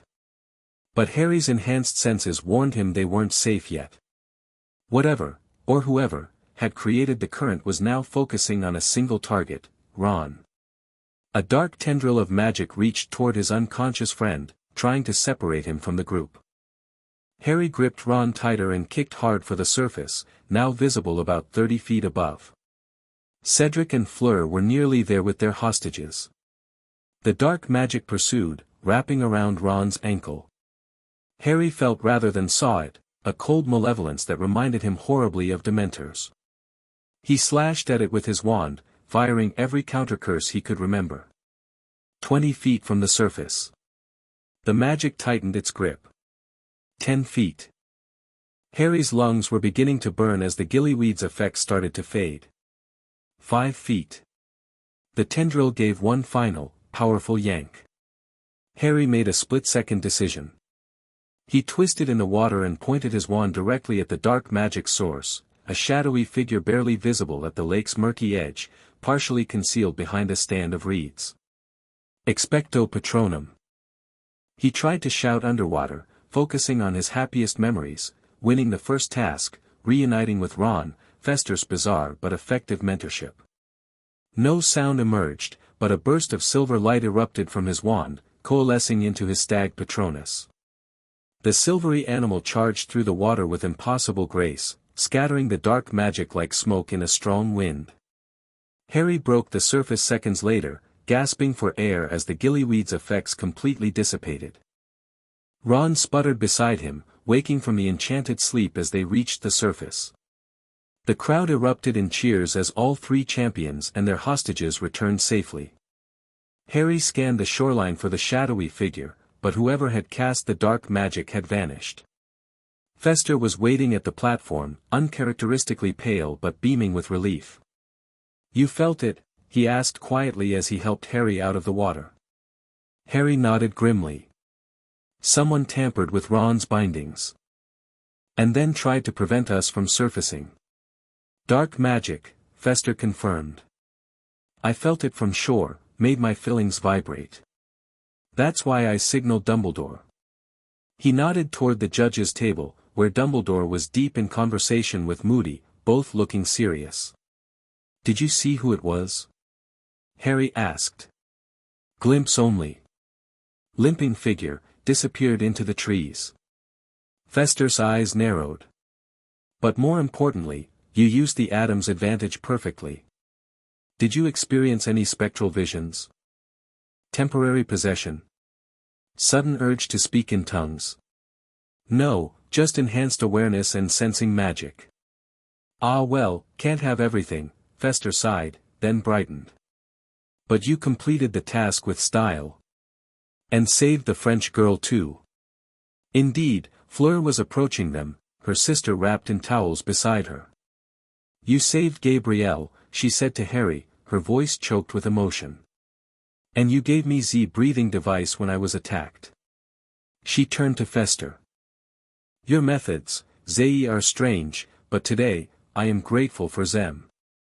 She kissed Harry on both cheeks, then surprised Fester by doing the same. As she walked away, Fester touched his cheek dreamily. "Reminds me of cousin Itt's wife. Same gleam in the eye when she's contemplating gratitude or homicide." Before Harry could respond, Bagman's voice boomed across the lake. "Ladies and gentlemen, the judges have reached their decision. Based on completion time and extraordinary circumstances, the points stand as follows. In third place, with 39 points, Miss Fleur Delacour, who used an advanced form of the bubblehead charm but was attacked by Grindylows and rescued by Mr. Potter." Polite applause followed. In second place, with 45 points, Mr. Cedric Diggory, who used a successful bubblehead charm and returned second with his hostage. The Hufflepuffs erupted in cheers. And in first place, with 47 points, Mr. Harry Potter, who used gillyweed to great effect, was first to reach the hostages, and demonstrated extraordinary moral fiber by ensuring all hostages were safely freed. The Gryffindor section exploded with enthusiasm, Fred and George leading a chant of "Potter and Fester. Potter and Fester." Harry grinned despite his lingering concerns about the dark magic. He was now leading the tournament by a significant margin, with only the third task remaining. As they made their way back to the castle for dry clothes and hot drinks, Hermione pulled Harry aside. "Harry, I saw something just before I was taken for the task," she whispered urgently. "I was walking back from the library when I overheard Crouch arguing with someone in an empty classroom. He sounded different. Almost frightened." "Different how?" "His speech pattern changed. One minute he was formal and stiff like usual, then suddenly he was rambling, talking about his son and how he was getting stronger." "Did you see who he was talking to?" Hermione shook her head. "When I peeked in, he was alone. Talking to himself. And then Professor Moody found me and said Dumbledore needed to see me. Next thing I knew, I was waking up in the lake." Harry frowned. "Crouch wasn't at the task today either." "Something's wrong, Harry. First Crumb withdraws, then Crouch starts acting strangely, now this attack during the task." Hermione bit her lip. "I think Fester might be right about a conspiracy." They rejoined the others in the Great Hall, where a celebratory lunch awaited the champions. Harry noticed Dumbledore watching him closely from the staff table, his expression thoughtful. After lunch, as students dispersed to their afternoon activities, Madame Maxime approached Harry and Fester with an unusually grave expression. "Mr. Potter, Mr. Adams," she said formally. "I must inform you that Miss Delacour has made a most unusual decision. After witnessing today's events and experiencing your assistance, she has chosen to withdraw from ZE tournament." "What?" Harry gaped. But why? She did brilliantly. Maxime's large face remained impassive. She believes that certain elements of this competition have moved beyond traditional magical boundaries into territories that, in her words, violate the natural order of magic. She has expressed particular concern about dark influences she sensed within the lake. She felt it too, Harry murmured. Additionally, Maxime continued with a pointed look at Fester, she feels that the introduction of alternative magical methodologies has transformed the tournament into something unrecognizable from its historical form. Is she accusing us of cheating? Harry asked, indignant. Not cheating, Maxime corrected. Innovation beyond acceptable parameters. Her family has a long tradition of classical magical education, and what she experienced today challenges their fundamental beliefs about how magic should be practiced. After Maxime departed, Fester whistled softly. 2 down, 1 to go. At this rate, you'll win by default. That's not funny, Harry said. Someone's actively interfering with the tournament, and now Fleurs quit because of what she saw. What was that dark magic in the lake? Nothing good, Fester replied, suddenly serious. Had the distinctive signature of compulsion magic, someone trying to separate your friend from the group. Classic isolation tactic before an attack. But why Ron? Why not me directly? Sometimes the best way to hurt someone is through those they care about, Fester said quietly. Old villain strategy, target the hero's support system first. Whoever's behind this is getting desperate. Your success is disrupting their plans. They were interrupted by Professor McGonagall, who approached with unusual urgency. Potter, the headmaster would like to see you and Mr. Adams immediately, she said. Something has happened. In Dumbledore's office, they found not only the headmaster but also a grim-faced Moody and an ashen Cedric Diggory. Ah, Harry, Fester, Dumbledore greeted them. I'm afraid we have disturbing news. Mr. Barty Crouch has disappeared. Disappeared? Harry repeated. He failed to return to the ministry after leaving Hogwarts yesterday, Dumbledore explained. His home is empty, with signs of a struggle. More concerning, Mr. Diggory has just shared some troubling information. Cedric stepped forward. My father received an owl this morning, anonymous, untraceable. It warned that I should withdraw from the tournament immediately or face consequences worse than defeat. Threats. Fester exclaimed. Now we're getting somewhere. Indeed, Dumbledore said dryly. It seems our tournament has attracted unwanted attention beyond mere competition. First Mr. Crumb withdraws after unusual circumstances, then Mr. Crouch vanishes, Miss Delacour resigns citing unnatural magic, and now Mr. Diggory receives threats. And someone tampered with the underwater task, Harry added. The bindings on Ron had been cursed, and something tried to drag him deeper when we were returning to the surface. Dumbledore's eyebrows rose. You detected this? Fester's enhancements to the gillyweed, Harry explained. They let me sense magical tampering. Most impressive, Dumbledore murmured, glancing at Fester with new respect. Perhaps your unconventional methods have provided exactly the protection Harry needed. Constant vigilance. Moody growled. Someone's targeting the boy, been saying it all along. Yes, but to what end? Dumbledore mused. The tournament itself offers no strategic value beyond prestige. Unless, Fester interjected, the tournament is merely a vehicle for something else. A distraction, while the real plot unfolds elsewhere. Or a mechanism to manipulate Potter's movements, Moody suggested. Get him in specific places at predetermined times. Like the lake today, Harry realized. If I hadn't detected the curse on Ron's bindings. Precisely, Dumbledore nodded gravely. Which raises an important question for Mr. Diggory. He turned to Cedric. In light of these developments, do you wish to continue in the tournament? Cedric hesitated, conflict evident on his face. I need to discuss it with my father and mentor. This goes beyond sport now. A wise approach, Dumbledore agreed. Take the evening to consider. We shall respect whatever decision you reach. As they left the headmaster's office, Harry felt a growing certainty that the Triwizard tournament was merely the surface of something much darker. Someone had gone to extraordinary lengths to ensure his participation, and now seemed increasingly desperate to either harm him or isolate him from help. Fester, uncharacteristically quiet during their walk back to Gryffindor Tower, finally spoke. You know what this means, right? That someone's using the tournament to get to me? No, well, yes, obviously that too. But it means... Fester's face split into its familiar maniacal grin. We need to prepare for the third task with every Adam's trick in the book. If someone wants to use the maze to trap you, we'll make sure you turn it into their worst nightmare instead. Despite the seriousness of the situation, Harry couldn't help smiling.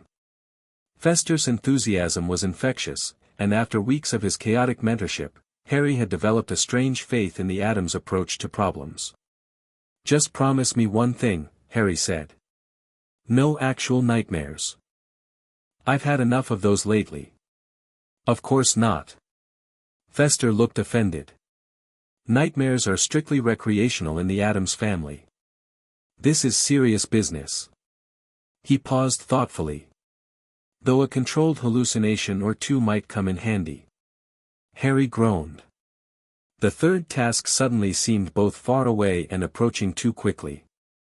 But at least with Uncle Fester by his side, whatever dark plot awaited him would be met with equally unpredictable chaos. And chaos, as he'd learned, could be a powerful weapon when wielded by the right lunatic. Chapter 3, The Final Showdown. You've got to be kidding me, Harry stared at the monstrosity before him. This can't possibly be legal. Legal, illegal, such limiting concepts. Fester waved dismissively, circling what appeared to be a miniature hedge maze constructed in the room of requirement. Except this maze moved. And smoked. And occasionally snapped at anyone who came too close. I call it the maze motivator. Fester announced proudly. Perfect training device.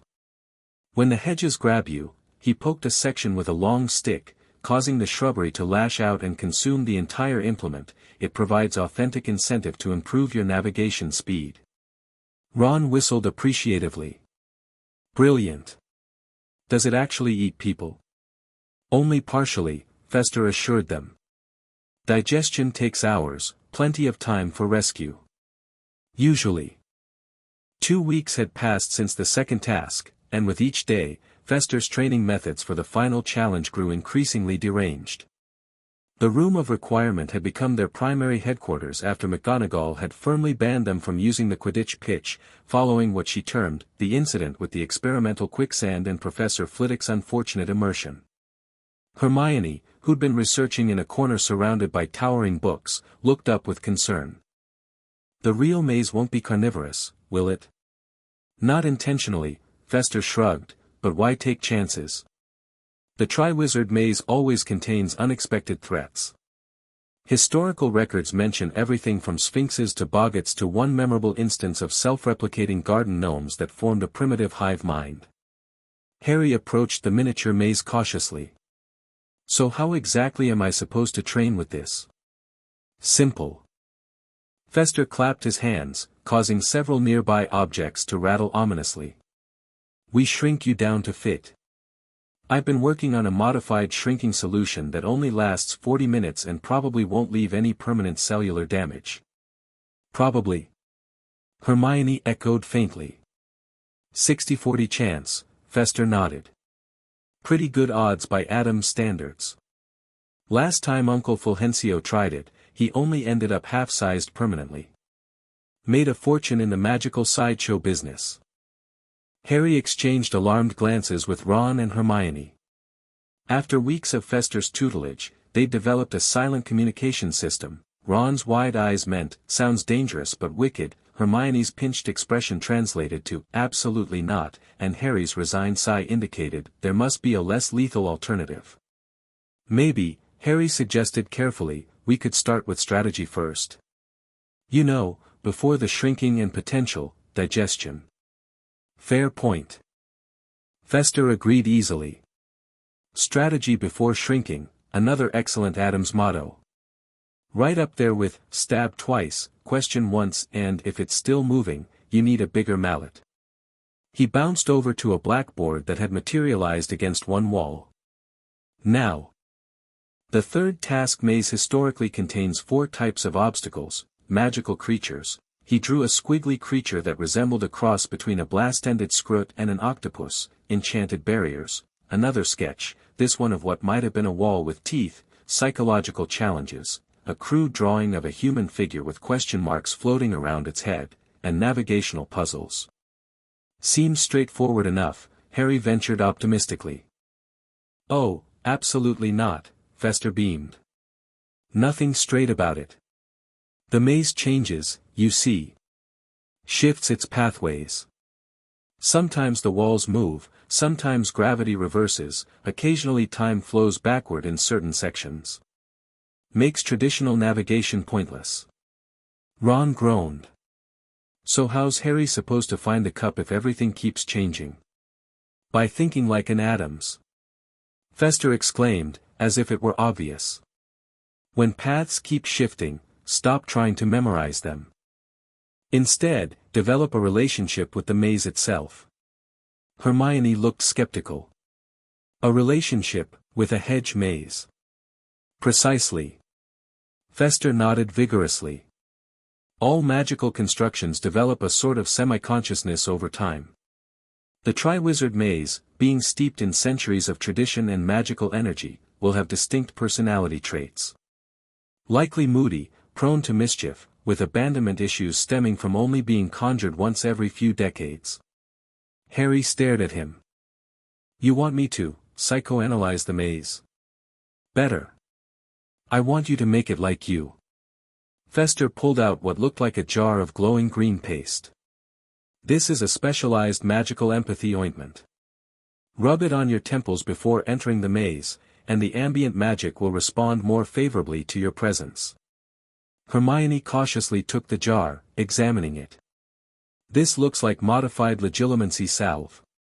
It's creating a limited mental connection between Harry and the maze's magic. The girl catches on quick. Fester beamed proudly. Exactly that. Not quite sentient communication, more like, giving the maze a general feeling that you're a friend rather than an invader. Paths might open more readily, obstacles might be slightly less lethal. Slightly less lethal. Comforting, Harry muttered. For the next week, their training diversified across multiple fronts. Mornings were spent on magical creature countermeasures, where Fester introduced Harry to what he called the Adams bestiary approach, a mixture of unexpected bribes, misdirection, and what essentially amounted to magical sleight of hand. Most competitors try to fight the creatures directly, Fester explained while demonstrating how to create convincing illusions of prey animals. Amateur move. Creatures expect that. They don't expect you to distract them with sparkly objects or convince them you're a long-lost relative. Afternoons focused on barrier penetration, with Ron enthusiastically assisting in creating increasingly complex magical walls for Harry to bypass. Traditional spellwork like finite incantatem only works on basic barriers, Fester lectured. Advanced magical barriers require creative solutions. Sometimes literal thinking, he demonstrated by physically climbing over rather than magically dispelling a fire barrier, sometimes metaphorical approaches. Here, he bypassed an emotion-based barrier by reciting bad poetry until the magic apparently gave up in disgust. Evenings were devoted to psychological preparation, where Hermione proved unexpectedly valuable. Boggarts, illusions, mind-affecting enchantments, they all operate on similar principles, she explained during one session. They attempt to control your perception or emotional state. Exactly. Fester nodded approvingly. And the best defense is to deliberately cultivate perceptual flexibility. This led to exercises where Harry practiced functioning while under progressively stranger sensory distortions, navigating blindfolded, casting spells while experiencing inverted gravity, or communicating effectively when a charm made him hear everything in Murmish. Through it all, two parallel investigations continued. The official one, led by Dumbledore and the Ministry, searching for the missing Barty Crouch and the source of the tournament interference. And their unofficial one, with Hermione tracking inconsistencies in Moody's behavior, Ron monitoring strange visitors to the grounds, and Fester running his bizarre detection devices at all hours of the day and night. The dark magic signature is growing stronger, Fester reported one evening, a week before the third task. Whatever's happening is building towards something significant. And it's centered around the defense classroom? Harry confirmed. Generally, yes, though it moves. Following a pattern consistent with someone's daily routine. Fester adjusted dials on what looked like a modified sneakoscope crossed with a pocket watch. Most interesting readings come late at night, when Moody's supposedly sleeping. I've been tracking his classroom visits, Hermione added, consulting her meticulous notes. He skips checking his office every sixth period, like clockwork. And he's never in his quarters during the hour before dinner. That's when he could be brewing Polyjuice Potion, Harry realized, thinking back to their second-year adventure. If Moody isn't really Moody. It would explain much, Fester agreed. The inconsistent magical signature, the flask he constantly drinks from, the irregular behavior patterns. He scratched his chin thoughtfully. Classic imposter scenario. Though typically, Adam's imposters aim for access to family crypts or cursed heirlooms, not educational positions. Teaching seems like such a high-effort, low-payoff scheme. Unless the position gives you access to someone specific, Ron suggested. Like Harry. A somber silence fell over the group. We should tell Dumbledore, Hermione said finally. With what evidence? Harry countered.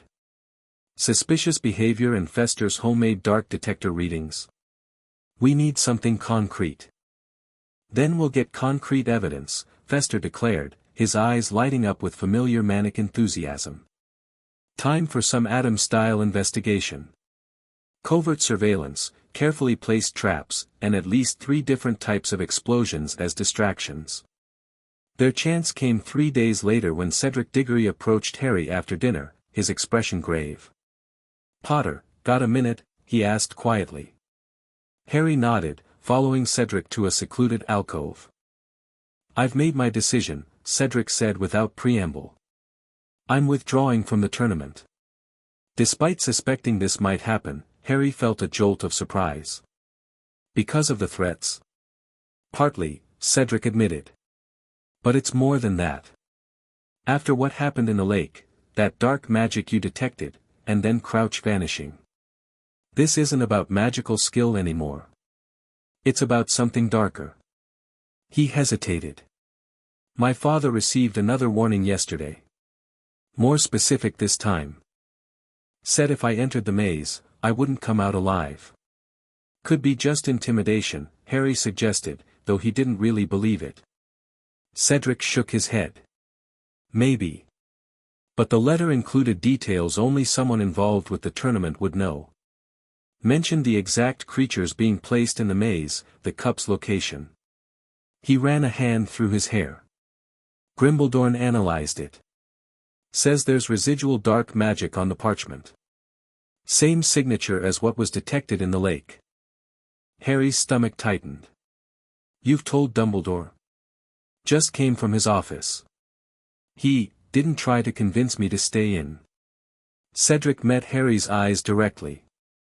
In fact, he seemed almost relieved. Said something cryptic about how it might be for the best given what they've discovered about the cup. What about the cup?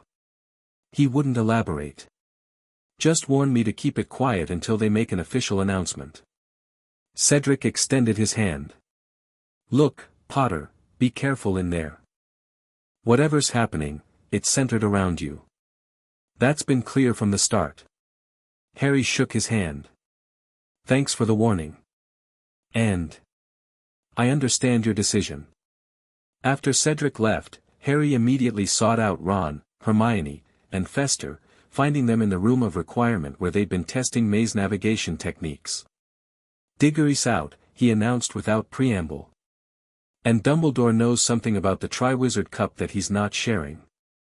Fester's eyes lit up. The cup. Of course. Classic misdirection, we've been watching Moody, but the cup is the real trap. What do you mean? Ron asked. Think about it, Fester began pacing excitedly. What's the one guaranteed way to get Harry to a specific place at a specific time? Make it the tournament objective. The cup isn't just a trophy, it's bait. Hermione gasped. A portkey? That would explain why someone entered Harry in the first place. They needed him to reach the cup. But reach it where? Harry frowned. The cup will be in the center of the maze, on Hogwarts grounds, surrounded by spectators and staff. Unless, Fester's expression turned uncharacteristically serious, the portkey doesn't activate immediately. Two-stage transportation. First touch brings you out of the maze to the judge's platform for your triumphant moment, second activation, perhaps time delayed, takes you elsewhere. We need to confirm if the cup's been tampered with, Hermione said urgently. And we need to know who did it, Harry added. If it's really Moody, or someone impersonating him. Time for Operation Imposter Exterminator. Fester declared, clapping his hands with glee. I've been saving some special Addams Family techniques for just such an occasion. The plan they developed was equal parts brilliant and terrifying, much like Fester himself. Using the Marauder's map to track Moody's movements, they identified the perfect opportunity, the night before the third task, when Moody would be conducting his final security sweep of the maze. If he's an imposter, that's when he'll place the final enchantment on the cup, Fester reasoned. Can't risk doing it too early and having it detected during standard security checks. And we'll be watching, Harry said grimly. Under my invisibility cloak.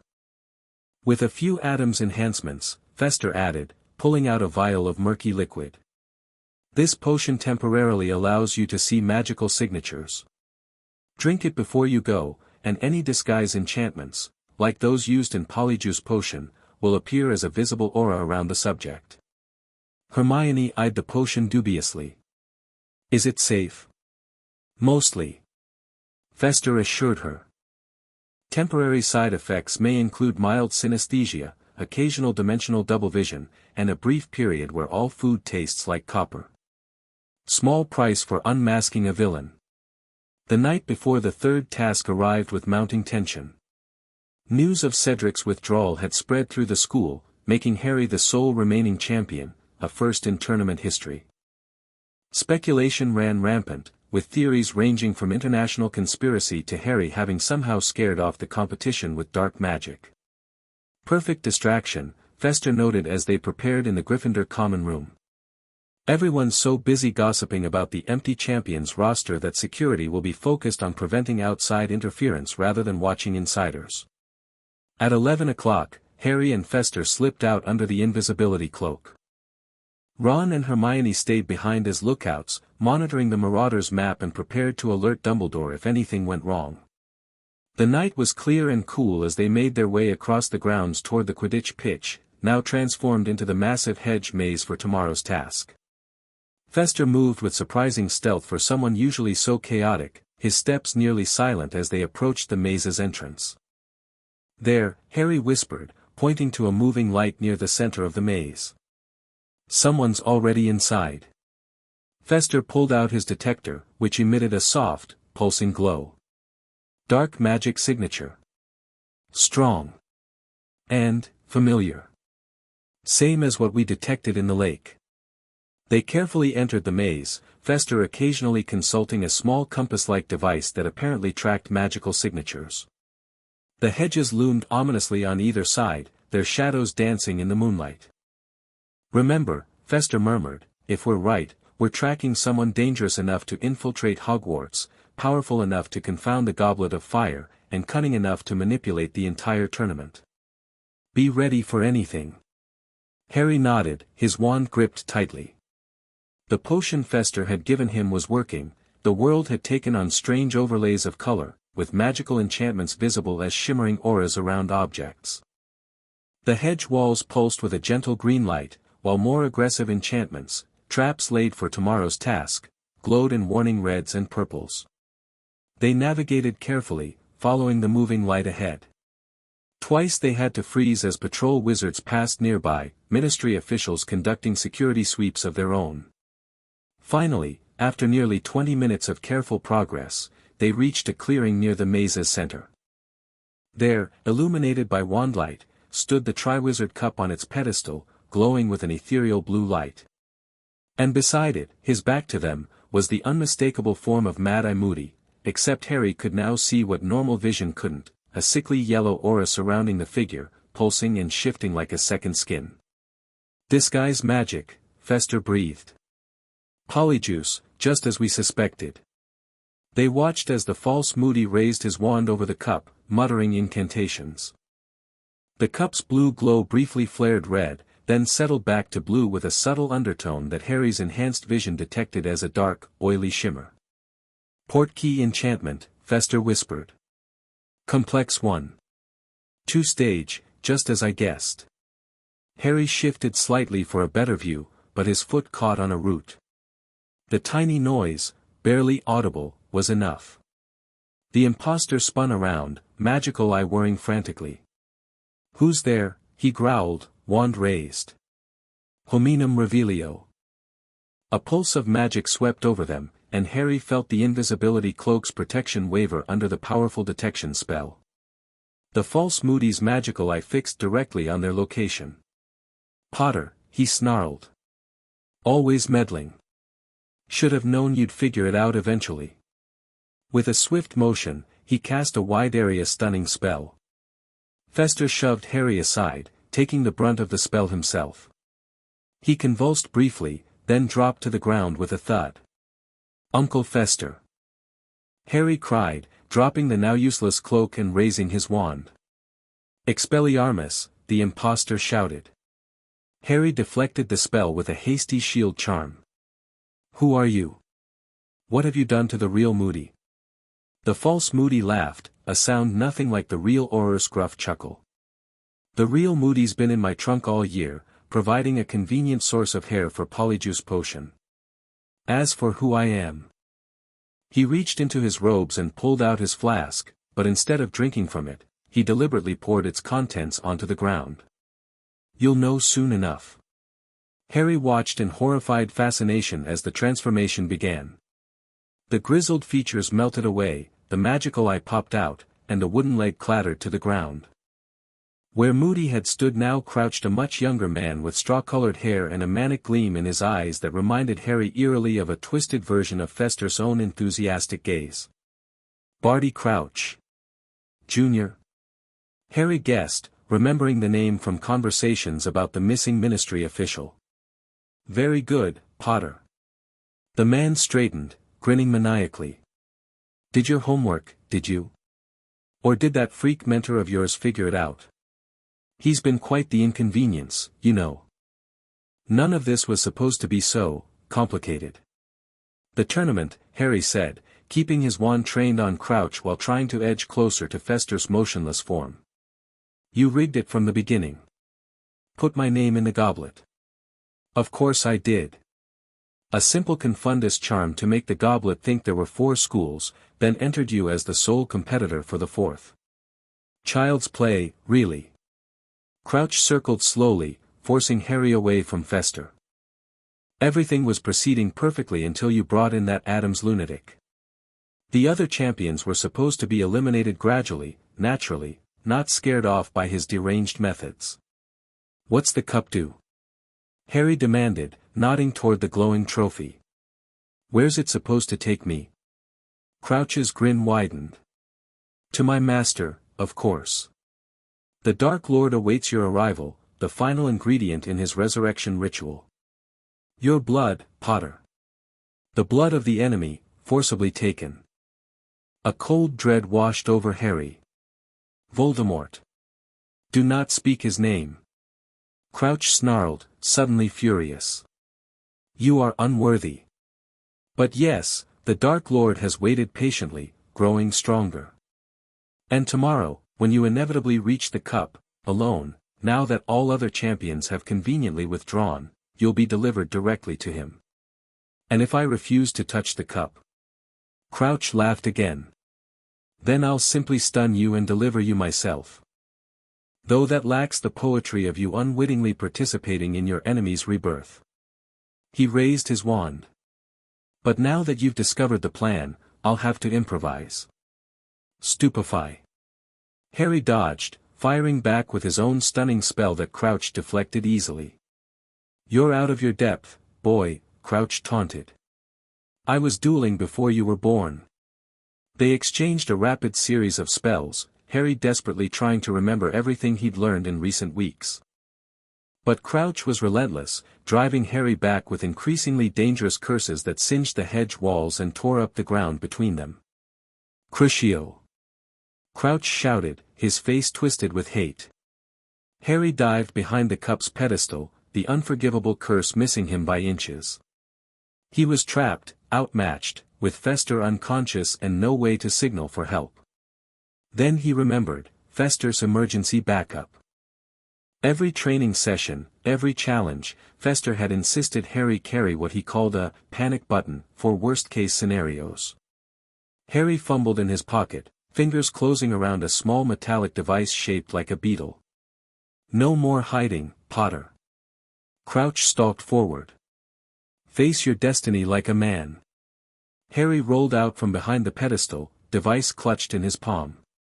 Destiny's overrated, he said, channeling Fester's irreverent attitude, and crushed the beetle in his fist.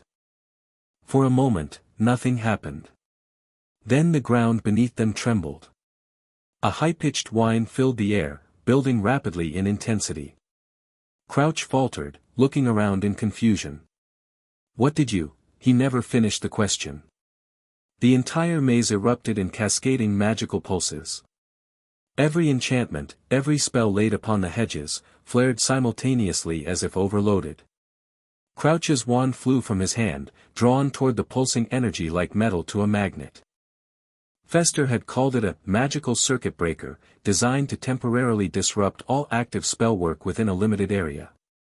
Harry hadn't fully understood the explanation involving magical frequency oscillation and enchantment feedback loops, but the effect was undeniable and spectacular. The maze paths began rearranging themselves chaotically. Hedges wilted and regenerated in random patterns. Magical creatures placed for the task suddenly appeared, disoriented and agitated, in the clearing. A confused blast-ended Scrut scuttled between Harry and Crouch, its armored tail smoking ominously. No! Crouch lunged for his fallen wand, but it skittered further away, pulled by the magical disruption. You're ruining everything.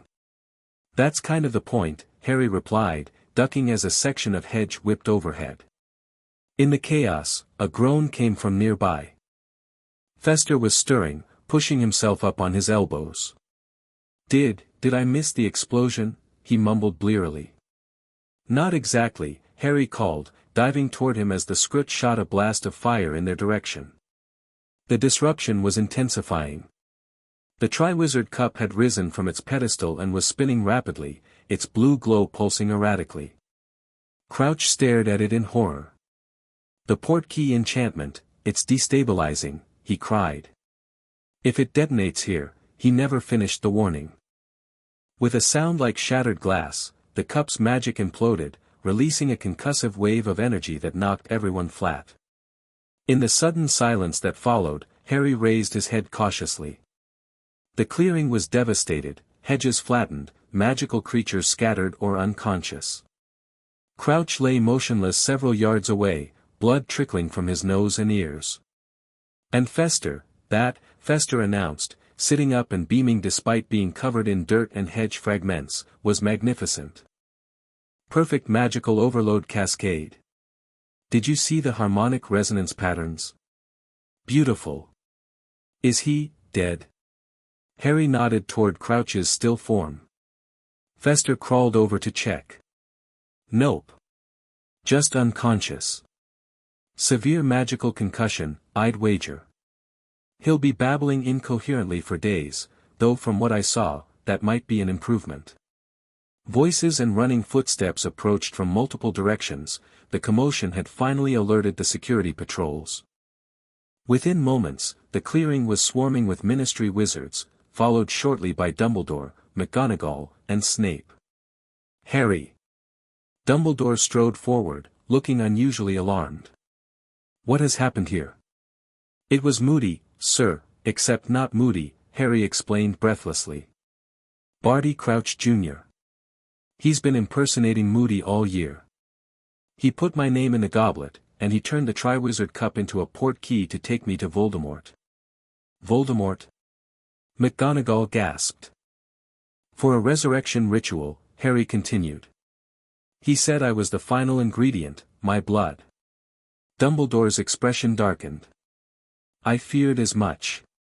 We discovered the real Alastor Moody locked in a magical trunk in the imposter's quarters barely an hour ago. Had we been slower? He looked around at the devastated maze. Though it appears your preventative measures were rather effective. Fester, who had been examining the remains of the Triwizard Cup with intense interest, looked up proudly. Magical circuit breaker. My own design. Temporarily disrupts all enchantments in the vicinity by creating a cascading resonance effect in the ambient magical field. Bit like magical feedback through a megaphone, only with more explosions. Albus, McGonagall interjected urgently, if what Potter says is true, if he who must not be named was expecting a delivery tonight. Then we must act immediately, Dumbledore agreed grimly. Severus, you know what must be done. Snape nodded curtly and swept away, his black robes billowing behind him. The tournament? Harry asked, suddenly remembering. Will obviously be cancelled, Dumbledore replied. With all other champions withdrawn and the cup destroyed, there is little point in proceeding. You will be declared winner by default, though under these circumstances, I doubt there will be much celebration. Fine by me, Harry said honestly. Winning was never the goal. Survival rarely is, Fester added cheerfully, dusting himself off. But it makes for a much more entertaining story than plain old victory. The aftermath unfolded rapidly. The real Moody was recovered from his magical imprisonment, weak but alive. Barty Crouch Jr. was taken into Ministry custody, though not before being thoroughly questioned under Veritaserum, revealing the full scope of the plot. Lord Voldemort, reduced to a weakened form, had planned to use Harry's blood in an ancient ritual to restore his body, choosing the Triwizard Tournament as the perfect mechanism to deliver Harry beyond Hogwarts protections. The disappearance of Barty Crouch Sr. was also explained, murdered by his own son and transfigured into a bone, then buried in Hagrid's garden. The discovery of his remains sent shockwaves through the Ministry and validated every suspicion Harry and Fester had developed. With the tournament officially cancelled yet Harry declared winner by default, an awkward award ceremony was held 3 days later. The prize money felt hollow, tainted by the knowledge of how close the plan had come to succeeding. What will you do with it? Ron asked as they sat by the lake on their last afternoon at Hogwarts. Harry shrugged. Don't really want it, to be honest. Give it to those charming red-headed twins, Fester suggested, joining them with what appeared to be a smoking butterbeer. They've been showing remarkable aptitude for creative chaos.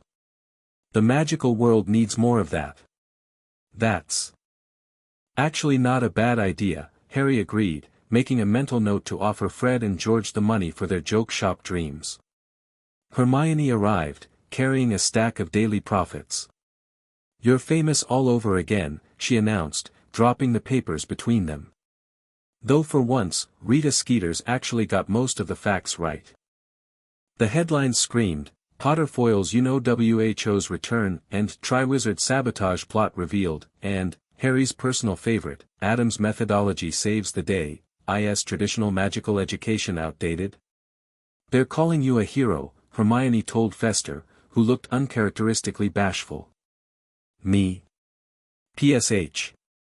Just doing what any reasonable person would do when faced with magical conspiracies and resurrection plots. He paused. Though perhaps with more explosions than average. The Ministry's in chaos, Hermione continued. Fudge tried to deny everything at first, but with Crouch Jr. in custody and his full confession recorded, he couldn't keep it up. They're finally acknowledging that Voldemort's been trying to return. Better late than never, I suppose, Harry sighed. And what about you, Uncle Fester? Ron asked. Going back to America now the tournament's done? Fester looked thoughtful, gazing out across the lake where the giant squid was lazily waving a tentacle in what might have been a farewell gesture. Eventually, he said. The family will want a full report on all the excitement. Morticia loves a good resurrection story, though she'll be disappointed this one was foiled. Gomez will want to hear about the magical booby traps. And Wednesday will demand detailed descriptions of all creatures in the maze for her menagerie. You'll come back though, right? Harry asked, surprised by how much he hoped the answer was yes. Fester grinned, his familiar manic enthusiasm returning. Try to keep me away. I've barely scratched the surface of Hogwarts' potential for creative catastrophe. Plus, his voice softened slightly, I've grown rather fond of you kids. Even you, Hermione, despite your concerning attachment to rules and safety protocols. Hermione laughed. I'll take that as a compliment. You should. Highest praise an Adams can offer, acknowledging someone's potential despite their handicaps. Like how we tell cousin ITT he has a beautiful singing voice even though he's tonally challenged and composed entirely of hair. Harry leaned back on the grass, feeling a strange mixture of exhaustion and contentment. The year had been chaotic, dangerous, and at times terrifying, but somehow, having Fester's bizarre presence through it all had made it more manageable than previous year's challenges. You know, he said thoughtfully, this is the first time I've faced Voldemort's plans and actually felt like I had the upper hand. That's the Adams approach for you. Fester beamed. When facing certain doom, bring more chaos than your enemy expects. Throws off their timing. As the afternoon sun warmed them, Harry reflected on everything he'd learned from his eccentric mentor. Not just spells or techniques, but a fundamentally different way of approaching problems. Where before he might have seen only danger, now he recognized opportunities for creative solutions. Where once he'd felt constantly on the defensive, now he understood the power of unpredictability. I've been thinking, Harry said slowly. Voldemort's still out there. He'll try again. We stopped him this time, but next time, he'll have a new plan, Fester nodded sagely. Villains are persistent that way. Very poor sports about being thwarted. So I need to be ready. Not just with defensive magic, but with the kind of thinking that he won't expect. Harry sat up, suddenly animated. Would you be willing to continue teaching me? Not officially, but maybe through letters, or visits. Fester's face split into the widest grin yet. Harry Potter, are you asking to become an honorary Adams? I suppose I am, Harry realized, returning the smile. Marvelous. Fester leapt to his feet, accidentally igniting a nearby shrub in his excitement. Gomez will be thrilled. We haven't had a new family recruit since cousin Malachi returned from the dead. Well, partially returned, left leg still missing, but he keeps an excellent sense of humor about it. As Hermione hurriedly extinguished the burning bush, Fester outlined an ambitious plan for Harry's continuing education in creative chaos, including summer visits to the Adams mansion, correspondence courses in unconventional defensive techniques, and what he called surprise inspection visits that Harry suspected would involve explosions at the Dursleys' house. Strangely, Harry found himself looking forward to it all. The Hogwarts Express journey home was unusually peaceful. Even Malfoy and his cronies stayed clear of their compartment, apparently having heard enough about Fester's methods to maintain a healthy distance. As the train pulled into King's Cross, Harry felt the familiar dread of returning to Privet Drive, but it was tempered by something new, anticipation for what Fester had cryptically called summer surprises. On the platform, as students reunited with waiting parents, Harry found himself engulfed in another of Fester's rib-crushing hugs. Remember, Fester whispered dramatically, when the package arrives, open it outdoors and stand at least 20 feet back. The detonation is mostly controlled, and any lingering effects should fade within 72 hours. I will remember that, Harry promised, simultaneously alarmed and intrigued. And if those Muggle relatives give you any trouble, Fester continued, slipping something that felt suspiciously like a smoke bomb into Harry's pocket, just drop my name. Or better yet, this. Results guaranteed or double your chaos back. As Harry watched Fester bounce away through the barrier, occasionally startling Muggle passers-by with static electricity discharges, he couldn't help but smile. The coming months would undoubtedly be interesting, possibly dangerous, and definitely unpredictable. Uncle Vernon, waiting impatiently by his car, scowled at Harry's expression. "What are you so happy about, boy?" Harry patted the smoke bomb in his pocket. "Just thinking about family," he replied innocently. "Actually, Uncle Vernon, I should mention, I've recently connected with a relative on my mother's side. He's very eager to visit this summer." Vernon's face paled. "Another, one of your lot?" "Oh yes," Harry nodded seriously. "Though he's quite different from other wizards. Has a particular interest in electricity and household wiring. And explosives. Lots of interest in explosives." As Vernon sputtered incoherently, Harry loaded his trunk into the car, whistling cheerfully. Whatever challenges lay ahead, from Voldemort's inevitable return to the ordinary miseries of Privet Drive, he now had a secret weapon, the Adam's perspective.